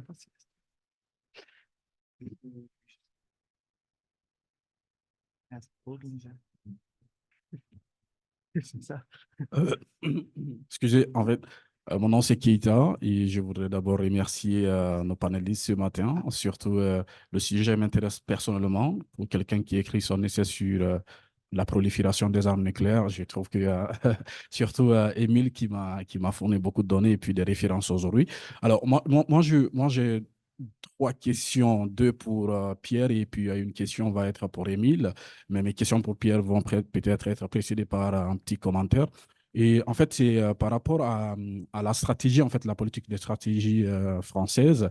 Est-ce que vous pensez, parce qu'on le sait, les États-Unis doivent quand même leur puissance internationale par les alliances après la guerre froide. En fait, les États-Unis ont essayé de mettre, d'établir en fait des alliances partout en Europe et puis aussi partout dans le monde. Ce sont ces alliances et surtout aussi qui, forts de leur puissance économique à l'époque et militaire, ont essayé de nouer des alliances en Europe pour empêcher non seulement d'abord l'Union soviétique, ça remontait au plus pour empêcher aussi qu'il y ait des puissances, notamment la France et l'Allemagne aussi, qui formaient le couple pour empêcher cela. Alors, est-ce que vous pensez que la France, qui voyant la stratégie américaine qui est en train de partir vers l'Asie-Pacifique, vous pensez que la France aujourd'hui pourra supporter en fait l'Union européenne étant la seule puissance d'ailleurs qui a l'arme militaire, enfin l'arme nucléaire. Est-ce que vous pensez que la France sera capable de faire ça, étant donné surtout que, disons, les autorités allemandes, avec le discours français actuellement concernant, mettons, l'Ukraine, les autorités allemandes supposent que la France, ce discours-là est destiné uniquement en fait aux disons, à la population française. Ce n'est pas... Donc, du coup, ce divorce un peu entre la France et l'Allemagne, est-ce que vous pensez que ça serait facile pour la France de remplacer les États-Unis en Europe? Alors, l'autre question, c'est par rapport à l'ambiguïté, en fait, des stratégies de ces alliés face à Washington. En fait, la partie pacifique, en fait, de l'Asie-Pacifique, est-ce que vous estimez aussi que les États-Unis en Asie pourront empêcher, ça c'est vraiment une question parce que j'ai trouvé que vous vous exposez sur ça, pourront empêcher en fait la Chine avec la dissuasion, en fait les États-Unis pourront empêcher la Chine d'attaquer Taïwan parce que nous savons aussi aujourd'hui que si les États-Unis, ça c'est juste une question vraiment pour comprendre votre position par rapport, et parce qu'on sait si Taïwan tombait aujourd'hui dans les mains de la Chine, cela enverrait un signal en fait aux alliés américains pour dire que écoutez, vous qui confiez votre sécurité aux États-Unis d'Amérique, voilà, les États-Unis n'ont même pas pu sécuriser Taïwan qui est tombé et cela effriterait en fait des alliés américains comme le Japon et puis la Corée du Sud. Et l'autre question, c'est pour Émile qui doute un peu du fait que si les États-Unis s'est retirés aujourd'hui de l'Union, en fait, de l'Europe et que cela causerait la prolifération des armes nucléaires en Europe. Et moi, je me pose la question parce que sachant que les États-Unis ne supportaient même pas aussi la politique d'armes nucléaires français dans les années 70. On sait tout ce que les États-Unis ont mis en place pour empêcher la France. Et les États-Unis ne supportent pas aussi l'Iran, ne supportent pas la Corée du Nord, mais cela n'empêche pas ces États aussi à se doter de ces armes-là. Est-ce que vous pensez que si les États-Unis s'y retiraient aujourd'hui, ça ne serait pas un pain béni pour d'autres pays qui ont la velléité de se doter de ces armes-là? Merci. Moi, je propose qu'on y aille avec Émile en premier puis peut-être, Émile, si tu veux combiner les deux questions liées au nucléaire. Puis, En fait, ou je vais répondre sinon, à la question qui est adressée juste à moi, puis je vais peut-être faire un 10 secondes pour faire un segue dans ta question par rapport à ça. Mais en fait, c'est pas que je doute que les États... En fait, personnellement, moi, je doute que les États-Unis vont se retirer entièrement de l'Europe et vont soudainement ne plus garantir la sécurité de leurs alliés par rapport grâce à leur parapluie nucléaire. Ça, j'en doute fortement. Donc, c'est un peu la source de mon scepticisme. Je pense qu'il y a eu il y a eu de très nombreuses prédictions de cascades de prolifération par le passé, qui aucune ne s'est réellement vraiment produit. Je pense que la plus marquante par rapport à celle de l'Europe, c'est l'article de Mearsheimer, qui est en fait, au final, en rétrospective, c'est facile d'en rire parce qu'il n'y a absolument rien dans l'article qui s'est produit. Mais c'est... Sauf l'agression. Ouais, que maintenant, c'est notre faute. Mais, mais outre, je pense qu'en fait, j'hésiterais personnellement à faire un parallèle entre la situation de la Corée du Nord et de l'Iran et une potentielle prolifération en Europe. Je pense que c'est les travaux d'Ethel Soligen qui a beaucoup travaillé sur l'aspect économique de la prolifération, sur comment l'intégration économique d'un pays peut affecter son parcours de proliférateur et comment la relation avec les États-Unis en tant que telle et l'intégration dans l'économie mondiale sert pour, en fait, contrecarrer un incitatif à proliférer. Je pense vraiment que les pays européens ne sont pas dans la même situation que la Corée du Nord ou l'Iran, qui, je pense, auraient plus de facilité à supporter, ont plus de facilité à supporter un régime de sanctions internationales que, disons, le Luxembourg serait capable. Disons, demain, le Luxembourg décidait que l'arme nucléaire était la solution à ses problèmes. Je pense que l'enjeu, je pense, quand on étudie la prolifération, on fait des recherches là-dessus, c'est qu'on a on a un nombre de cas qui sont très limités et c'est très facile de notre part d'essayer de faire des grandes théories de la prolifération, essayer de dire, vu que c'est ça qui se passe avec l'Iran, nécessairement, c'est ça qui va se passer en Europe, mais ça en demeure que le contexte est différent, le lien avec les États-Unis est différent et les obstacles sont différents et je pense sont beaucoup plus forts pour un État démocratique allié des États-Unis en Europe, qui est très intégré dans l'économie mondiale, versus la Corée du Nord, qui a un régime politique différent, qui manifestement pas une démocratie, et qui doit endurer un régime, en fait, de sanctions depuis des décennies. Et par rapport au point sur est-ce que la France va remplacer les États-Unis en Europe, je pense que c'est le rêve français. Mais j'ai de la misère à imaginer un cas de figure, sans aucun doute. On retourne toujours, on essaie de l'éviter, mais on retourne toujours à Napoléon.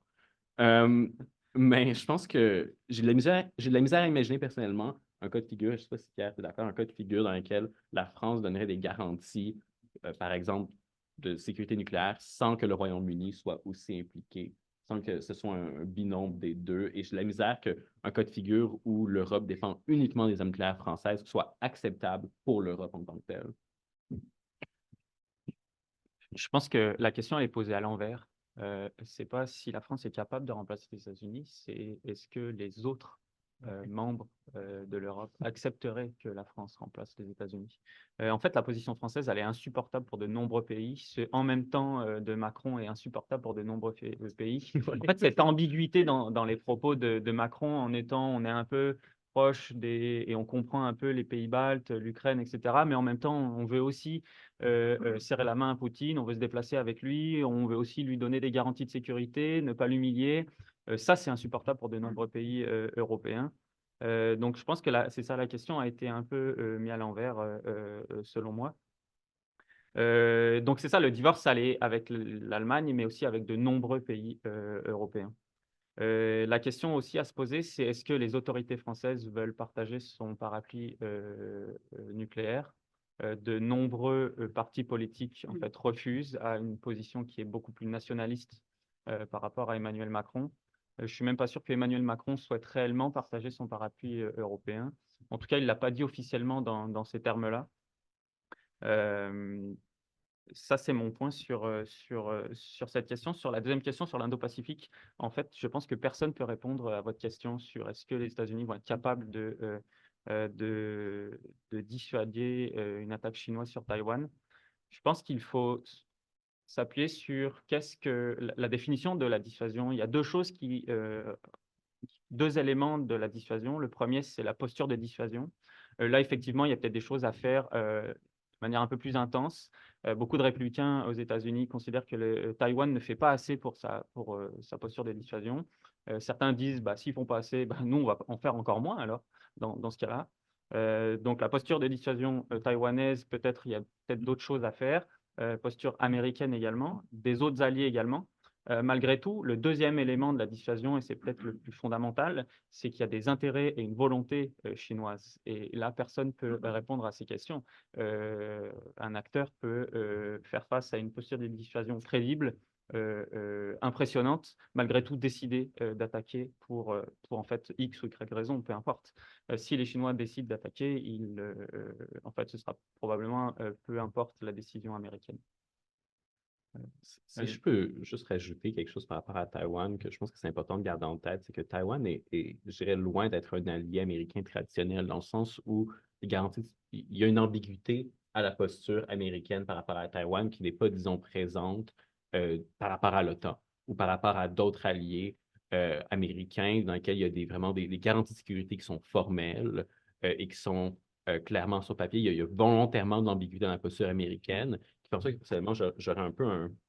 C'est clair qu'il y a un impact si, par exemple, Taïwan tombe demain sur la crédibilité américaine, mais je n'irais pas jusqu'à dire que c'est, disons, la fin de l'Empire américain et on ne croit plus du tout à la crédibilité des promesses américaines. En fait, ce ne sont pas les mêmes promesses, ce ne sont pas les mêmes engagements, ce ne sont pas les mêmes garanties. On a quelques questions sur le chat, mais avant d'aller là, parce que c'est moi qui ai le micro, je me permets quand même de m'ingérer dans cette discussion-là et de revenir sur la question de la position de la France. Est-ce que la France peut remplacer les Américains? Et à moins que je me trompe, puis là, je vous interpelle, Pierre et Émile et les quatre finalement, mais il y a une nuance sémantique dans la notion de dissuasion telle qu'elle est comprise et théorisée dans le contexte français par rapport à la dissuasion américaine. Et là, je m'appuie sur un article du Rubicon dont j'ai oublié l'auteur, mais il y a une distinction entre la grande dissuasion qui, elle, est nucléaire et dans le contexte français calibrée sur l'intérêt vital national et la petite dissuasion qui est finalement la dissuasion c'est un peu un découragement d'essayer de contourner, de venir grignoter les éléments de puissance. Bon, et donc, il y a cette. Là où je m'en vais avec ça, c'est que je ne crois pas qu'il est judicieux de dire si les États-Unis s'en vont, on met les Français à la place, on met la France à la place et c'est bonnet blanc, blanc bonnet. Je crois qu'il y a une nuance à apporter. Je ne sais pas si vous voulez embarquer là-dessus. OK, je peux... Oui. Par rapport à la doctrine de dissuasion, je ne connais pas assez la différence entre celle de la France et des États-Unis. Et comme le disait Pierre tout à l'heure, je pense qu'il vaut mieux inverser la question. Je pense que les États européens ne veulent pas de la dissuasion française. Enfin, je suis désolé, quand ils ont joint l'OTAN, les vagues à la fin 90, début des années 2000, c'était pour le bouclier américain, les sécurités de garantie américaines. Je pense que les pays baltes ou d'Europe de l'Est, ils n'en ont pas grand-chose à faire. Je pense que la dissuasion nucléaire française, pas insulter personne, mais je pense qu'ils vont tout faire pour s'assurer que la dissuasion reste celle américaine. C'est juste ça que je voulais souligner avec Pierre. Non, mais je nuancerai dans le sens où la France reste un allié quand même central au sein de l'OTAN et participe à la posture de dissuasion otanienne dans l'Est de l'Europe. Bien sûr que la relation avec les États-Unis est primordiale et principale. Bien sûr, malgré tout, les autres pays font aussi des choses pour améliorer la posture de dissuasion et la France reste un allié fondamental de ce côté-là. Oui, je pense que c'est très vrai qu'il y a peut-être un mésalignement entre, ça c'est un anglicisme total, je m'excuse. Il y a, disons, un manque de correspondance, merci, je remercie mon ami à la maison. Il y a un manque de correspondance entre la doctrine de dissuasion française et celle du reste de l'OTAN. Je pense que c'est un argumentaire qui est crédible. Si c'est un article dans le Rubicon, je pense que je vais m'avancer et dire que c'est peut-être un article de Camille Grand, peut-être, parce que c'est un commentaire qu'il m'a déjà fait que mon approche de dissuasion était très française. parce que j'étais concentré sur le nucléaire. Euh, mais nécessairement, je pense que c'est un peu... si, disons, on se retrouve dans un cas de figure où c'est la direction dans laquelle on s'en va, je pense que c'est quelque chose qui se discute entre alliés. En tant que tel, c'est peut-être un problème maintenant, mais c'est peut-être pas un problème demain. C'est ce que j'ai envie de dire. Euh, mais c'est clair que ça rajoute un peu à l'élément du fait que est-ce que l'Europe veut être protégée par la France? C'est la vraie question qu'il faut se poser et je pense que c'est la question qui va revenir dans toutes nos interventions. Alors, c'est vrai que Macron a brûlé sa réputation en Europe de l'Est, mais il faut avouer que dans les semaines récentes, il a adopté un ton complètement différent dans ce qu'il avait pendant son premier mandat. Il a parlé du besoin d'une victoire ukrainienne complète. Il y a déjà des forces françaises en Roumanie. C'est un bataillon, mais c'est quelque chose. Il renforce des liens avec la Pologne, surtout après le changement du gouvernement à Varsovie. Il devient un peu comme un anti-Russian hawk. Et je ne sais pas si ça va prédire quelque chose, parce que, comme je viens de dire, il a brûlé sa crédibilité. Donc, j'imagine que les Alliés cherchent, ils veulent voir si la France mettrait en place d'autres mesures pour augmenter la dissuasion, pour rendre ses promesses ou son soutien beaucoup plus créable. Mais le ton changé est vraiment bienvenu dans la région.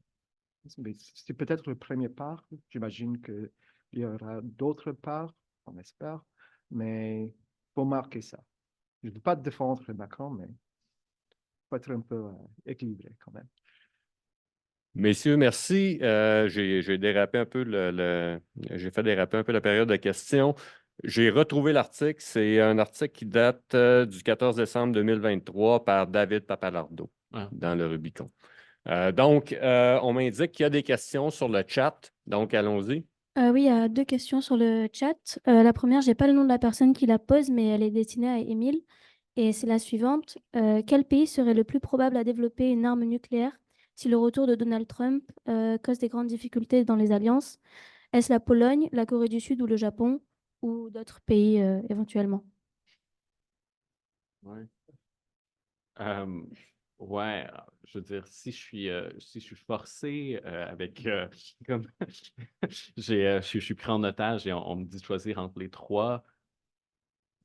Je pense pas, par rapport aux armes nucléaires, au développement d'armes nucléaires, je pense que le cas de figure le plus probable dans ces trois pays-là, c'est peut-être potentiellement que l'échange nucléaire de l'OTAN soit étendu et qu'il y ait des armes nucléaires américaines qui soient stationnées en Pologne. Et encore là, j'y crois pas. Je pense pas que ça va arriver, mais si j'ai à choisir entre des cas de figure improbables, comme en ce moment, c'est un peu pour moi ce que la question demande, parce que je pense pas que ni la Corée du Sud, je pense pas que le Japon, je pense pas que la Pologne vont développer leur propre arme nucléaire.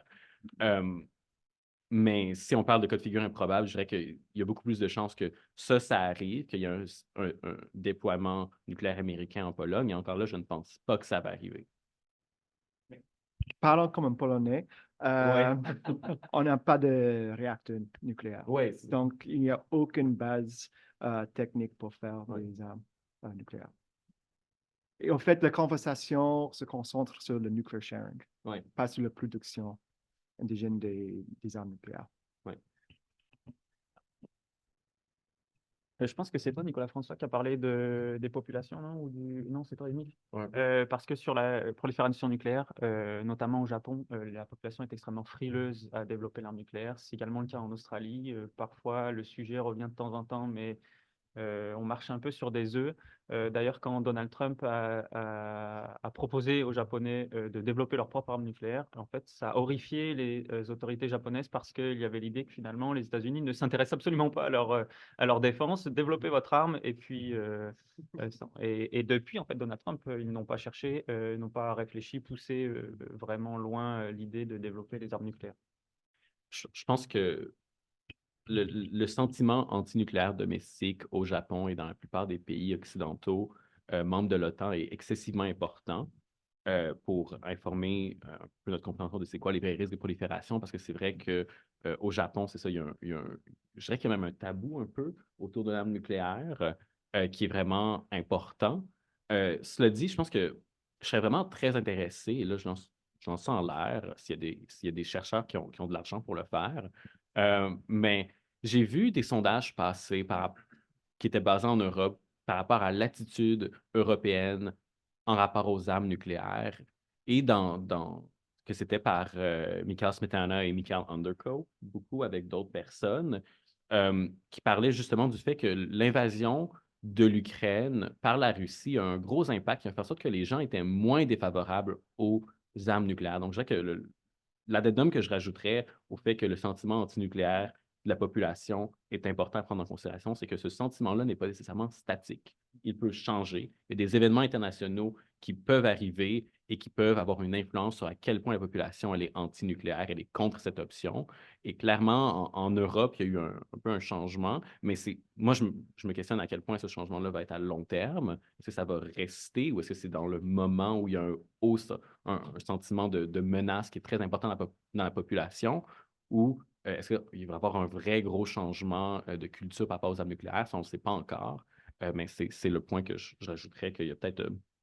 Il ne faut pas prendre pour acquis que le sentiment antinucléaire est statique et va toujours demeurer. Messieurs, c'est tout le temps qu'on a, malheureusement, parce que je sais qu'il reste des questions sur le chat. Pour les gens qui ont écrit des questions en ligne, vos questions sont notées. On va les poser en marge du colloque là, à nos panélistes. Sur le lunch. Ah, OK, c'est bon. Si vous nous indiquez votre adresse courriel, on va être capable de vous fournir les réponses. Donc, merci beaucoup. Et puis, je voulais revenir sur Nicolas François, mais on en parle au dîner par rapport au bouclier, la participation canadienne au bouclier antimissile américain. Donc, merci beaucoup pour vos interventions. Et Jonathan? Merci beaucoup. Merci à toutes et tous. Revenez-nous pour 13h15 si vous êtes en ligne. Rejoignez-nous à ce moment. Donc, nous quittons la salle pour 75 minutes, mais prière de revenir tout à l'heure pour le second panel qui sera aussi, je l'espère, aussi intéressant que celui que nous venons d'entendre et de voir. Donc, merci encore et puis on se revoit tout à l'heure. Donc, 13h15. À tout de suite.